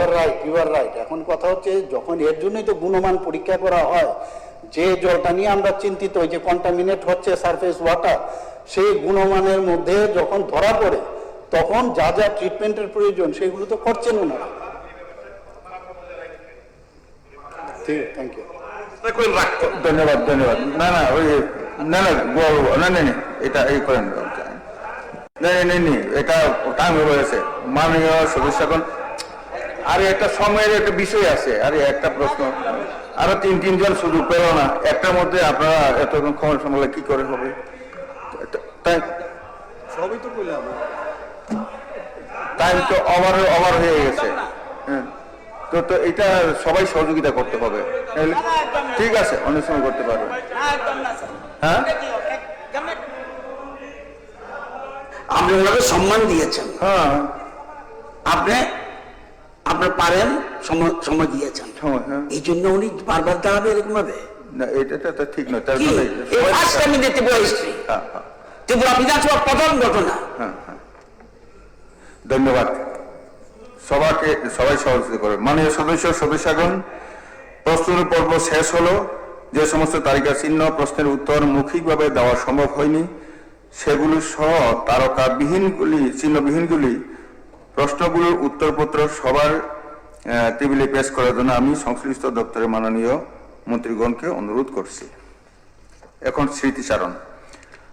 মাননীয় সদস্যগণ, আজকের কর্মসূচিতে 5টি স্মৃতিচারণের বিষয় উল্লেখ রয়েছে। এখন আমি সেগুলি পর্যায়ক্রমে পাঠ করছি।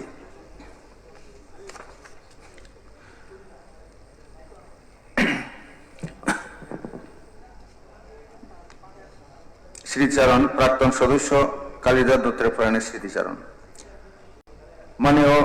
আমি গভীর দুঃখের সাথে এই সভাকে অবগতি করছি যে ত্রিপুরা বিধানসভার প্রাক্তন সদস্য তথা ত্রিপুরা সরকারের প্রাক্তন মন্ত্রী কালিদাস দত্ত গত 17ই মে 2026 ইংরেজি তারিখে বিকেল 4:22 নাগাদ ধর্মনগর জেলা হাসপাতালে চিকিৎসাধীন অবস্থায় শেষ নিঃশ্বাস ত্যাগ করেন।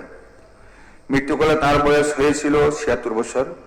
মৃত্যুকালে তিনি স্ত্রী, এক পুত্র ও কন্যা সহ অসংখ্য আত্মীয় স্বজন ও শুভানুধ্যায়ী রেখে গেছেন। কালিদাস দত্ত 1950 সালের 10ই জানুয়ারি আসামের দিগ্বয়ে জন্মগ্রহণ করেছিলেন। ধর্মনগরে বিবিআই স্কুলে শিক্ষা লাভের পর শিলচরের গুরুচরণ কলেজ থেকে স্নাতক ডিগ্রি অর্জন করেন।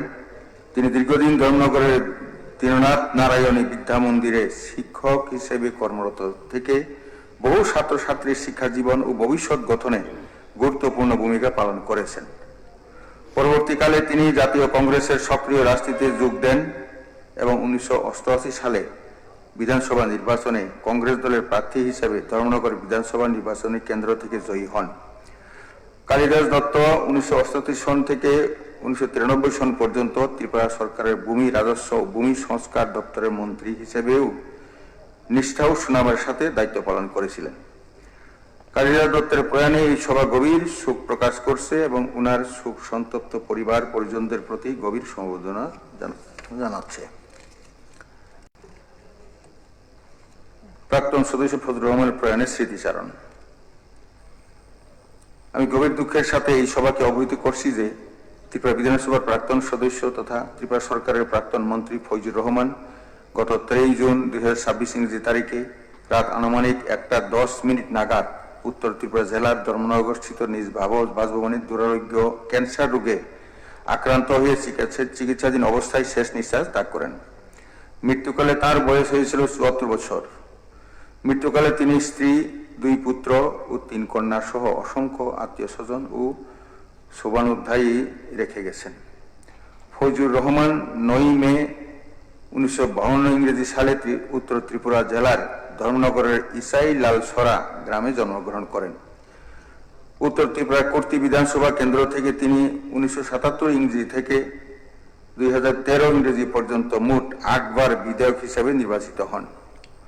1998 সাল থেকে 2008 সাল পর্যন্ত তিনি রাজ্য সরকারের মন্ত্রী ছিলেন এবং সাফল্যের সাথে বিশেষ করে শ্রম ও সংখ্যালঘু উন্নয়ন দপ্তরের দায়িত্বভার সামলে ছিলেন। পাশাপাশি উনি রাজ্য হজ কমিটি ওয়াকফ বোর্ডের চেয়ারম্যান হিসেবেও দক্ষতার সাথে কাজ করে গেছেন। ফৈজুর রহমানের প্রয়াণে এই সভা গভীর শোক প্রকাশ করছে এবং উনার শোক সন্তপ্ত পরিবার পরিজনদের প্রতি গভীর সমবেদনা জানাচ্ছে।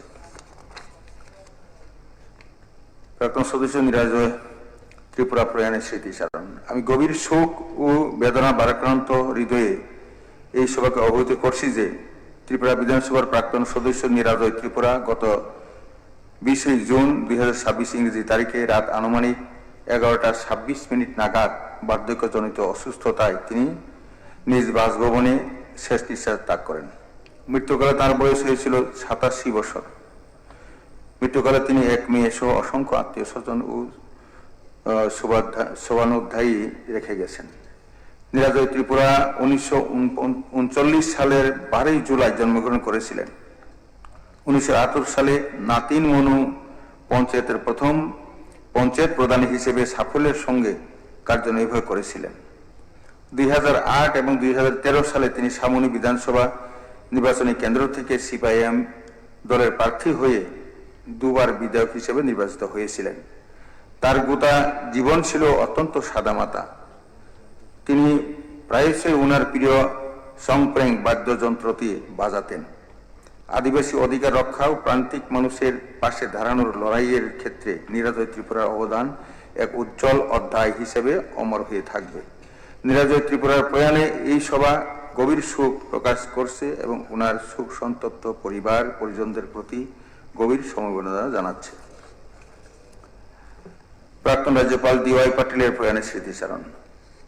আমি গভীর শোক ও বেদনাক্রান্ত হৃদয়ে এই সভাকে অবহিত করছি যে ত্রিপুরা রাজ্যের প্রাক্তন রাজ্যপাল পদ্মশ্রী ডক্টর গানদেও যশবন্ত রাও পাটিল তথা DY পাটিল গত 4 আগস্ট 2026 ইংরেজি তারিখে মহারাষ্ট্রের কোলাপুরে নিজ বাসভবনে বার্ধক্যজনিত কারণে শেষ নিঃশ্বাস ত্যাগ করেন।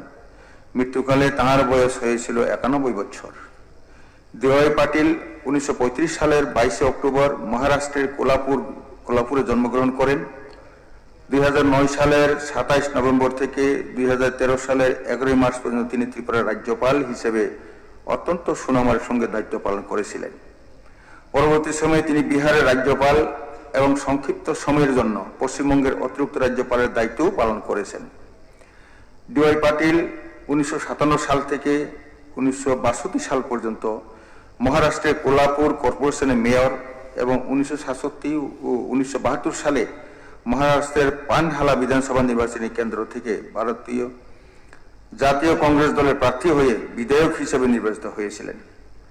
তিনি মহারাষ্ট্র জুড়ে অসংখ্য কলেজ ও শিক্ষা প্রতিষ্ঠান গড়ে তুলেছিলেন। শিক্ষা ও স্বাস্থ্য ক্ষেত্রে তার অসামান্য অবদানের স্বীকৃতি স্বরূপ 1991 সালে মহামান্য রাষ্ট্রপতি তাকে পদ্মশ্রী সম্মানে ভূষিত করেছিলেন। ত্রিপুরা রাজ্যপাল হিসেবে দায়িত্ব পালনকালে রাজ্যের উন্নয়নে তার গঠনমূলক ভূমিকা এবং মানুষের প্রতি আন্তরিকতা ত্রিপুরাবাসীর কাছে সর্বদা স্মরণীয় হয়ে থাকবে। এই সভা প্রয়াত DY পাটিলের স্মৃতির প্রতি গভীর শ্রদ্ধা জ্ঞাপন করে ওনার শোক সন্তপ্ত পরিবার পরিজন, আত্মীয় স্বজন এবং অসংখ্য অনুরাগীর প্রতি আন্তরিক সমবেদনা প্রকাশ করছে। প্রাক্তন সদস্যা বিধানসভার শ্রীমতী গৌরী ভট্টাচার্যের প্রয়াণের স্মৃতিচারণ। আমি গভীর দুঃখের সাথে এই সভাকে অবহিত করছি যে ত্রিপুরা বিধানসভার প্রাক্তন সদস্যা গৌরী ভট্টাচার্য গত 8ই আগস্ট 2026 ইংরেজি তারিখে ভোর 3:55 নাগাদ বার্ধক্যজনিত অসুস্থতায় আগরতলা উষা বাজার এলাকার সংলগ্ন সিনাইহান স্থিত নিজ বাসভবনের শেষ নিঃশ্বাস ত্যাগ করেন। মৃত্যুকালে ওনার বয়স হয়েছিল 94 বছর। মৃত্যুকালে তিনি এক পুত্র, 2 কন্যা সহ অসংখ্য আত্মীয় স্বজন ও শুভানুধ্যায়ী রেখে গেছেন। গৌরী ভট্টাচার্য 1932 সালের 24 নভেম্বর অবিভক্ত ভারতের তৎকালীন পূর্ববঙ্গের কুমিল্লা জেলার তালসর গ্রামে জন্মগ্রহণ করেছিলেন। দেশভাগের সময় তিনি পরিবার সহ ত্রিপুরায় চলে আসেন। 1972 সালে তিনি সিঙ্গারবিল পঞ্চায়েতের প্রধান হিসাবে নির্বাচিত হয়ে অত্যন্ত সুনামের সঙ্গে দায়িত্ব পালন করেছিলেন। 1977 ও 1983 সালে বরজলা বিধানসভা নির্বাচনী কেন্দ্র থেকে CPIM প্রার্থী হিসাবে পরপর দুবার নির্বাচিত হয়ে ত্রিপুরা বিধানসভার একজন মহিলা সদস্যা হিসেবে নিষ্ঠার সঙ্গে দায়িত্ব পালন করেছিলেন। রাজ্যে নারী আন্দোলনের অগ্রণী নেতৃত্ব হিসেবে তিনি দীর্ঘদিন কাজ করেছেন। 1984 সালে অল ত্রিপুরা ব্লাইন্ড অ্যাসোসিয়েশন গড়ে তোলার পেছনে গৌরী ভট্টাচার্যের যথেষ্ট অবদান ছিল। তিনি দলমত নির্বিশেষে সব অংশের মানুষের কাছে ছিলেন অত্যন্ত প্রিয় এবং মাটির মানুষ। প্রাক্তন বিধায়িকা গৌরী ভট্টাচার্যের প্রয়াণে এই সভা গভীর শোক প্রকাশ করছে এবং ওনার শোক সন্তপ্ত পরিবার পরিজনদের প্রতি গভীর সমবেদনা জানাচ্ছে। এখন আমি এই সভায় উপস্থিত সকল সম্মানিত সদস্যবৃন্দকে প্রয়াত কালিদাস দত্ত, ফৈজুর রহমান, নিরাজয় ত্রিপুরা, DY পাটিল এবং গৌরী ভট্টাচার্যের স্মৃতির প্রতি শ্রদ্ধা জ্ঞাপন করে ওনাদের বিদেহী আত্মার চিরশান্তি কামনায় 2 মিনিট নীরবতা পালন করার জন্য অনুরোধ জানাচ্ছি। সেক্রেটারি স্যার দেখবেন।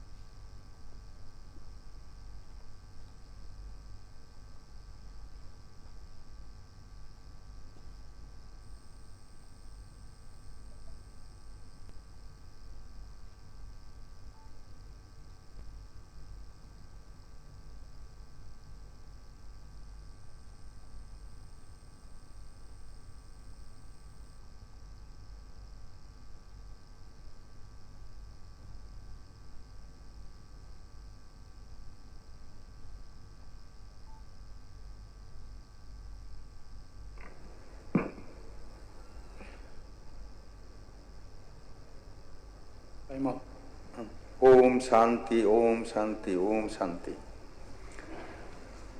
এখন বিজনেস অ্যাডভাইজারি কমিটির প্রতিবেদন উত্থাপন ও গ্রহণ। মাননীয় সদস্যগণ, সবার পরবর্তী আলোচ্য বিষয় হল বিজনেস অ্যাডভাইজারি কমিটির প্রতিবেদন পেশ, বিবেচনা ও গ্রহণ করা। বিধানসভার বর্তমান অধিবেশনের 27 আগস্ট বৃহস্পতিবার 2026 ইংরেজি তারিখ থেকে 31 আগস্ট সোমবার 2026 ইংরেজি পর্যন্ত বিধানসভার বিভিন্ন আলোচ্য বিষয়গুলি বিবেচনার জন্য বিজনেস অ্যাডভাইজারি কমিটি যে সময় নির্ঘণ্ট সুপারিশ করেছে, এই সংক্রান্ত প্রতিবেদনটি সবাই বিবেচনার উদ্দেশ্যে পেশ করার জন্য আমি উপাধ্যক্ষ মহোদয়কে অনুরোধ করছি। মাননীয় অধ্যক্ষ, 27 আগস্ট বৃহস্পতিবার 2026 তারিখ থেকে 31 আগস্ট সোমবার 2026 তারিখ পর্যন্ত বিধানসভার অধিবেশনের বিভিন্ন আলোচ্য বিষয়গুলি বিবেচনার জন্য বিজনেস অ্যাডভাইজারি কমিটি যে সময় নির্ঘণ্ট সুপারিশ করেছে, এই সংক্রান্ত প্রতিবেদনটি আমি এখন সবাই বিবেচনার জন্য পেশ করছি। এখন প্রতিবেদনটি হাউজের বিবেচনার জন্য এবং অনুমোদনের জন্য প্রস্তাব উত্থাপন করতে উপাধ্যক্ষ মহোদয়কে অনুরোধ করছি। মাননীয় অধ্যক্ষ, আমি প্রস্তাব করছি যে বিজনেস অ্যাডভাইজারি কমিটি কর্তৃক প্রস্তাবিত সময় নির্ঘণ্টের সহিত এই সভা একমত। মাননীয় উপাধ্যক্ষ কর্তৃক উত্থাপিত প্রস্তাবটি এখন আমি বুটে দিচ্ছি। প্রস্তাবটি হলো বিজনেস অ্যাডভাইজারি কমিটি কর্তৃক প্রস্তাবিত সময় নির্ঘণ্টের সহিত এই সভা একমত। যারা এই প্রস্তাবের পক্ষে আছেন তারা হ্যাঁ বলবেন, যারা এই প্রস্তাবের বিপক্ষে আছেন তারা না বলবেন। আমি মনে করি যারা হ্যাঁ বলেছেন তারাই সংখ্যাগরিষ্ঠ, তারাই সংখ্যাগরিষ্ঠ, তারাই সংখ্যাগরিষ্ঠ। অতএব প্রতিবেদনটি সভা কর্তৃক গৃহীত হলো।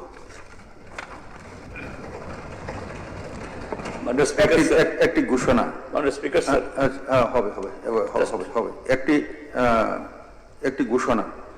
মাননীয় সদস্যগণ, নির্ধারিত কর্মসূচি অনুযায়ী আগামী 31 আগস্ট 2026 তারিখে বিধানসভা অধিবেশন শেষ হচ্ছে। এই পরিপ্রেক্ষিতে আগামী 28 আগস্ট 2026 এবং 31 আগস্ট 2026 তারিখে রেফারেন্স নোটিশ এবং কলিং অ্যাটেনশন নোটিশ ত্রিপুরা বিধানসভা শৌচালয়ে জমা না দেওয়ার জন্য আমি মাননীয় সদস্যকে বিশেষভাবে অনুরোধ করছি। কিছু বলবেন? একটা গুরুত্বপূর্ণ বিষয় স্যার আপনার দৃষ্টি আকর্ষণ করছি। বলুন না।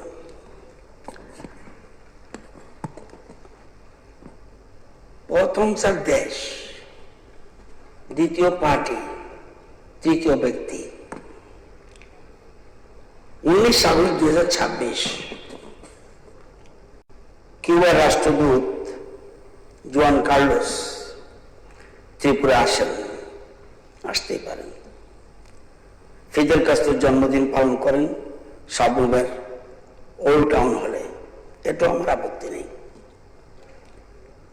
21 আগস্ট উনি রবীন্দ্র ভবনে যান, সেখানেও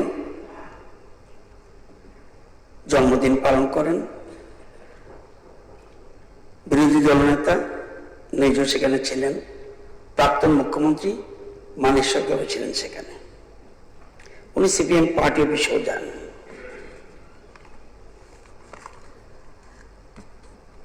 উনি আসতে পারেন, যেতে পারেন, এতে আমার কোনো বক্তব্য নেই। অন্য কোনো দলের অফিসে, কি কংগ্রেস, কি বিজেপি, কি ত্রিপুরা মাথা, কি আইপিএফটি, কোনো দল অফিসে কিন্তু যায়নি। উনি স্যার, উনি যখন আসেন, কিউবার রাষ্ট্রদূত হুয়ান কার্লোস মার্সেন আগুয়েরেরা ত্রিপুরার প্রশংসা করেন। সবুজ ত্রিপুরা রাজ্যের মানুষের প্রশংসা করতে গিয়ে তিনি বর্তমান যে আধুনিক কিউবা, সেই আধুনিক কিউবার সঙ্গে ত্রিপুরার তুলনা টানেন। প্রশংসা করলেন ভারতের। উনি বলেছেন সবুজ ত্রিপুরা মনে কিউবাতে আছে। ইংরেজিতে বলছিলেন বক্তৃতা। এত রিপোর্টিং স্যার সব ঠিক, কিন্তু সেখানে প্রাক্তন মুখ্যমন্ত্রী মানিক সাহেব উনিও বক্তব্য রাখেন, বিরোধী দল নেতা উনিও বক্তব্য রাখেন। প্রাক্তন মুখ্যমন্ত্রী যেহেতু হাউসে নেই, আমি ওনার কথা কিছু যাচ্ছি না। জিতেন্দ্র বক্তব্য রাখতে গিয়ে ওনার বক্তব্যটা স্যার আমার এটাতে রেকর্ডে আছে, বললে আমি শুনিয়ে দেব। মার্কিন সাম্রাজ্যবাদীকে গালি দিতে গিয়ে ভারতীয় সাম্রাজ্যবাদী শক্তি হিসেবে দেখানোর চেষ্টা করেন। তিনি বিদেশি অতিথির সঙ্গে বলেছেন, আমরা লক্ষ্য করছি এটা শুধু আমেরিকাতে নয়, এটা আমাদের ভারতীয় উপমহাদেশও, যে কারণে আমাদের স্বাধীনতার এত অর্জন, তার সুফল আমরা সেরকমভাবে দেশের স্বাধীনতার 8 দশক পরেও পাচ্ছি না। জিতেন্দ্র শুধু এটা বলেননি, উনি রাষ্ট্রবাদকে পর্যন্ত কটাক্ষ করেছেন, ন্যাশনালিজম। স্যার, কিউবার সাম্রাজ্যবাদী বিরোধী লড়াইয়ে ভারত চিরকাল কিউবার সাথে ছিল।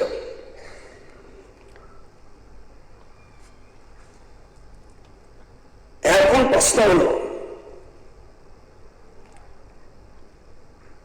এই যে জিতেন বাবু বিরোধী নেতা, উনি শুধু এটা নয়, ওইখানে যে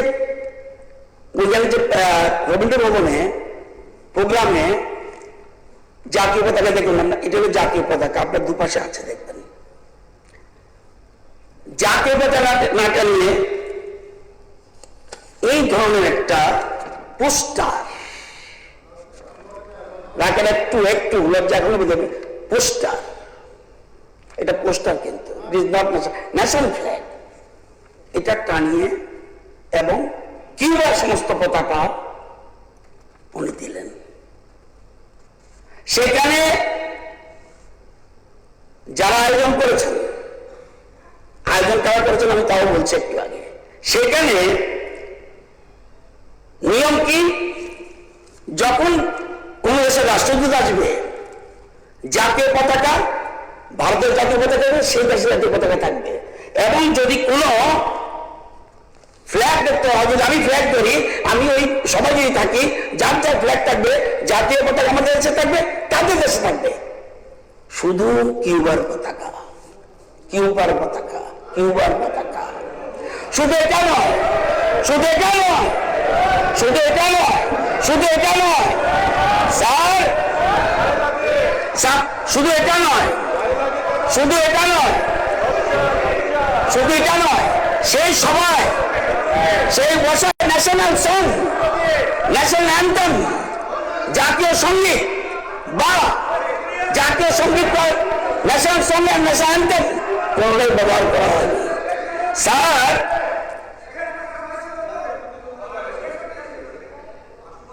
ভারতকে ভারতকে ভারতকে কিভাবে সাম্রাজ্যবাদী শক্তি বলতে পারলেন? পরবর্তী বলেন। ভারত পৃথিবীর কেউ ভারত বলতে হবে ভারত কোন দেশের 1 ইঞ্চি জমি রেখেছে? বাংলাদেশ যুদ্ধে বাংলাদেশ দখল করে তাদের হাতে দিয়ে এসছে।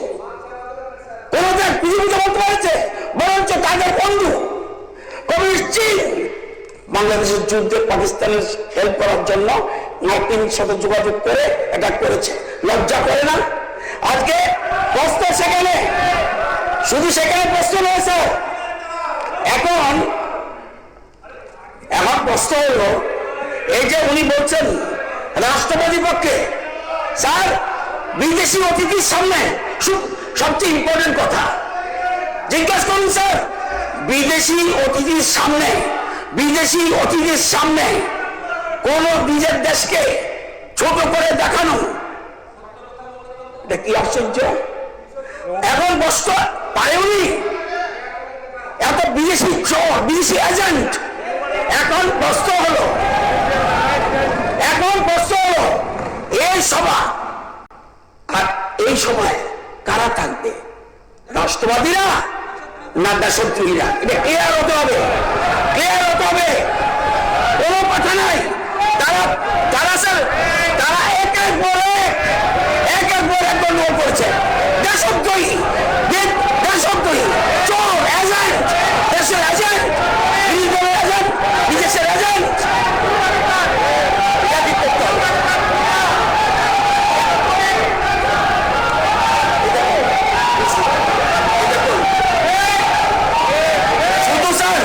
শুধু কেন শুধু স্যার দেখুন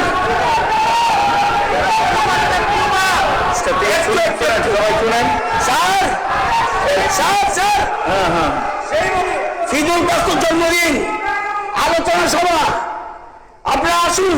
ঠিক আছে, আলোচনা পরে কারণ কে ডেকেছে? সিপিএম পার্টির কথা বলতে লজ্জা পায়। কে ডেকেছে? নেই। কে ডেকেছে? কারা ডেকেছে? সমিতি সভা, আপনারা আসুন। কে কে ডাকছে? সিপিএম নামটা দিয়ে পর্যন্ত লজ্জা করে। মানুষ তাকে মারবে বলে, মানুষকে মারবে বলে তাকে লজ্জা করে সিপিএম এর নাম দেওয়ার জন্য। এখন আগে ঠিক হোক, এটা স্যার ওই দিন থেকে বিশ্বাস করুন তারা থাকতে পারে।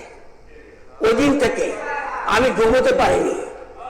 আমরা রাষ্ট্রবাদী এরকম, আমি চীনের দালাল না, পাকিস্তানি এজেন্ট নয়, ইউনাইটেড পাকিস্তানি এজেন্ট,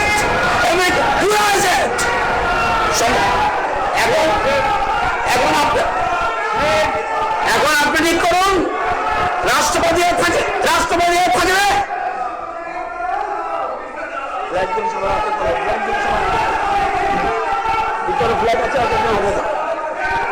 এখন আপনি ঠিক করুন।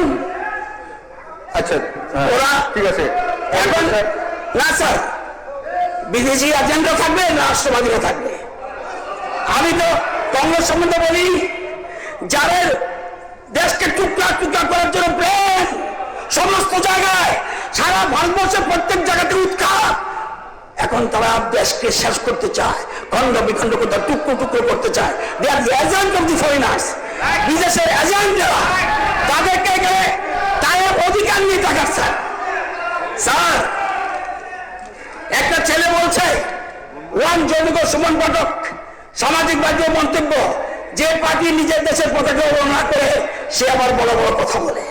আজকে কি এখন মনে হচ্ছে ওদের নিজের থেকে চলে যাওয়া উচিত। আই থিঙ্ক আমি কিচ্ছু বলবো না। Now you decide. আপনি কিছু বলবেন কি? নিশ্চয়ই। হ্যাঁ, ঠিক আছে স্যার। মাননীয় পরিষদীয় দলনেতা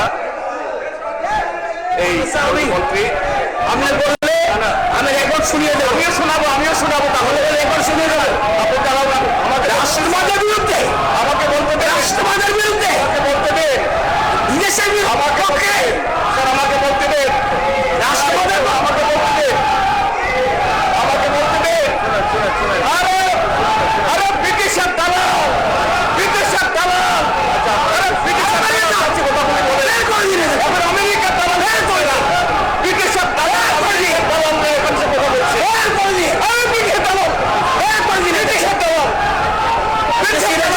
বিদেশের দালাল।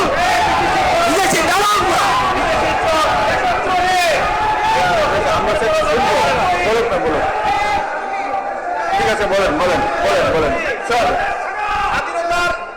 বিদেশের দালালি এখন মার্কিন যুক্তরাষ্ট্রের দালালি, মার্কিন যুক্তরাষ্ট্রের বিরুদ্ধে কথা হয়েছে, তো এই জন্য গায়ে লেগেছে। আমরা খুব খুশি, মার্কিনের পক্ষে আমরা ওই চীনের সাথে মার্কিন যুদ্ধের সময় দালালি এবং পাকিস্তানের যুদ্ধের সময় খুশি। সব জানে দালালি করবে, এটা সবাই জানে। ভারতবর্ষ দেখলো কোনো রাজ্যে সবাই তাদের সামনেই আছে দালালরা। এখন আমেরিকার দালালি করছে, দালালি করছে, কোথাও নেই। Rejected by the people of India. আমি যে বিষয়টা আনতে চাইছি স্যার, খুব গুরুত্ব আছে। বলেন। বিষয়টা হলো স্যার, আমি মাননীয় মুখ্যমন্ত্রী দৃষ্টি আকর্ষণ করছি যে প্রায় 16 বছর বাদে আমাদের দেশে জেনারেল সেন্সাস শুরু হয়েছে। নাও স্যার হাউস ওরা আগে ঠিক করতে ওরা থাকতে পারবে কিনা? আরে বাবা,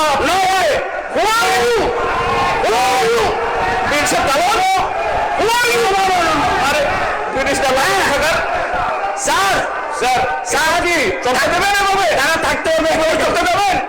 একটাকে Yes, I am a member of the House. Who are you? I am the tribe. I am Indian. I am Indian. আরে তোমার Indian. এর ভূমিকা নেই Indian. We are Indian. We are Indian. এই কোনো ভূমিকা নেই. We are Indian. সেই বলে কথা বলে বলা হচ্ছে থাকা উচিত। স্যার, এদের সাথে কথা বলা উচিত নয়। লজ্জা থাকা উচিত। স্যার, কি বলছে স্যার? উনি বলছে আমি কে? I am Indian. Yes, yes. ভারতীয়, আমরা Indian. You are the agent of the foreigners. Sir, একটা কথা বললাম। হ্যাঁ, লজ্জা থাকা দরকার। স্যার, একটা ক্ষেত্রে না থাকতে পারে। আমি যেহেতু প্রশ্ন উঠেছি, আপনি একটু দুবিধায় পড়ছেন। হ্যাঁ হ্যাঁ, তাই এক্ষেত্রে আমার বক্তব্য এক করতে পারে। উনি যদি বলে যে এখানে যে বলেছি এটা আমার ভুল হয়েছে, আমি ক্ষমা চাই রাজ্যবাসীর কাছে, দেশবাসীর কাছে। আপনি ঠিক করবেন নাকি? আপনি ঠিক করবেন নাকি? কি বলেছি আমি? স্যার, আমি যে বিষয়টা বলতে চাইছি, আচ্ছা উনি বলতে চাইছেন, এলপুরি সাহেব বলতে চাইছেন, আপনি শুনুন। আমি যে বিষয়টা বলতে চাইছি সেটা হলো রিগার্ডিং দিস সেন্সাস। না না না স্যার, শুধু এটা নয়। আরে রতনলালের কাছে শিক্ষা হবে না প্লিজ। কোন আসরে কিভাবে স্যার, রতনলাল নাথের কাছে শিখতে হবে না এগুলো। ঠিক আছে স্যার, 19 তারিখ যেদিন যা হয় বার্থডে কাস্ত্র, সেদিন ত্রিপুরা কার জন্ম জয়ন্তী পালন করেছে? 19 তারিখ ত্রিপুরা ছুটি ঘোষণা, ত্রিপুরা সরকার ছুটি ঘোষণা করেছে। উনি আবার কি বলতে চায়? উনি কি বলতে চায়? বিক্রমের জন্মদিন উনি আবার ভারতবর্ষে কি করবে? আপনি ঠিক করবেন না sir? You have no right to know কে were you to declare India. You are India, you Indian, I am Indian. India, I am তো very much Indian. Chinese hat like you, Pakistani hat like you, Pakistani. You are the British সালাম, you are the British সালাম।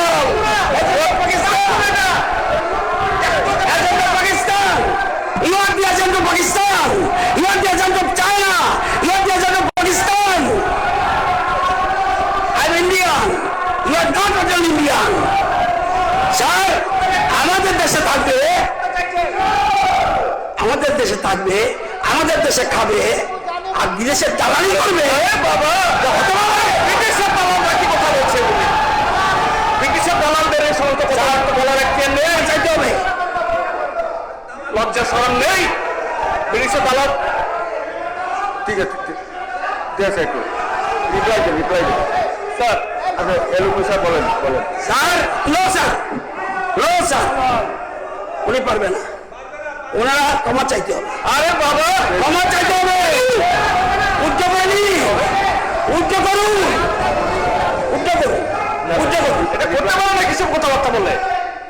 না, উঠতে করতে হবে sir, উঠতে করতে হবে। আরে কে বলছে? উঠতে করুন, চাইতে হবে। অসহায় ক্ষমা চাও। আপনি যেরকম নেগেটিভ দিয়েছেন, দেশের মানুষের জন্মদিন পালন করে না, আরে বাবা, দেশের দিয়ে agent of Pakistan, agent of China, agent of foreign countries, you are taking money from the foreigners. এই হাউস একটা পর্যন্ত এটা স্থগিত রাখা হলো।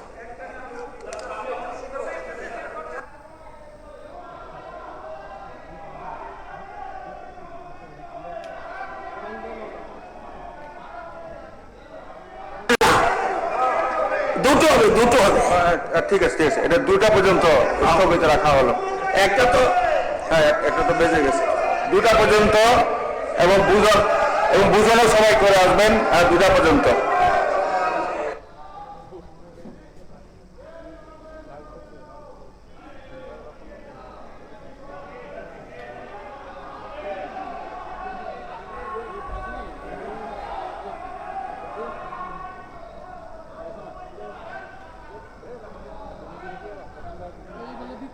Yes, na.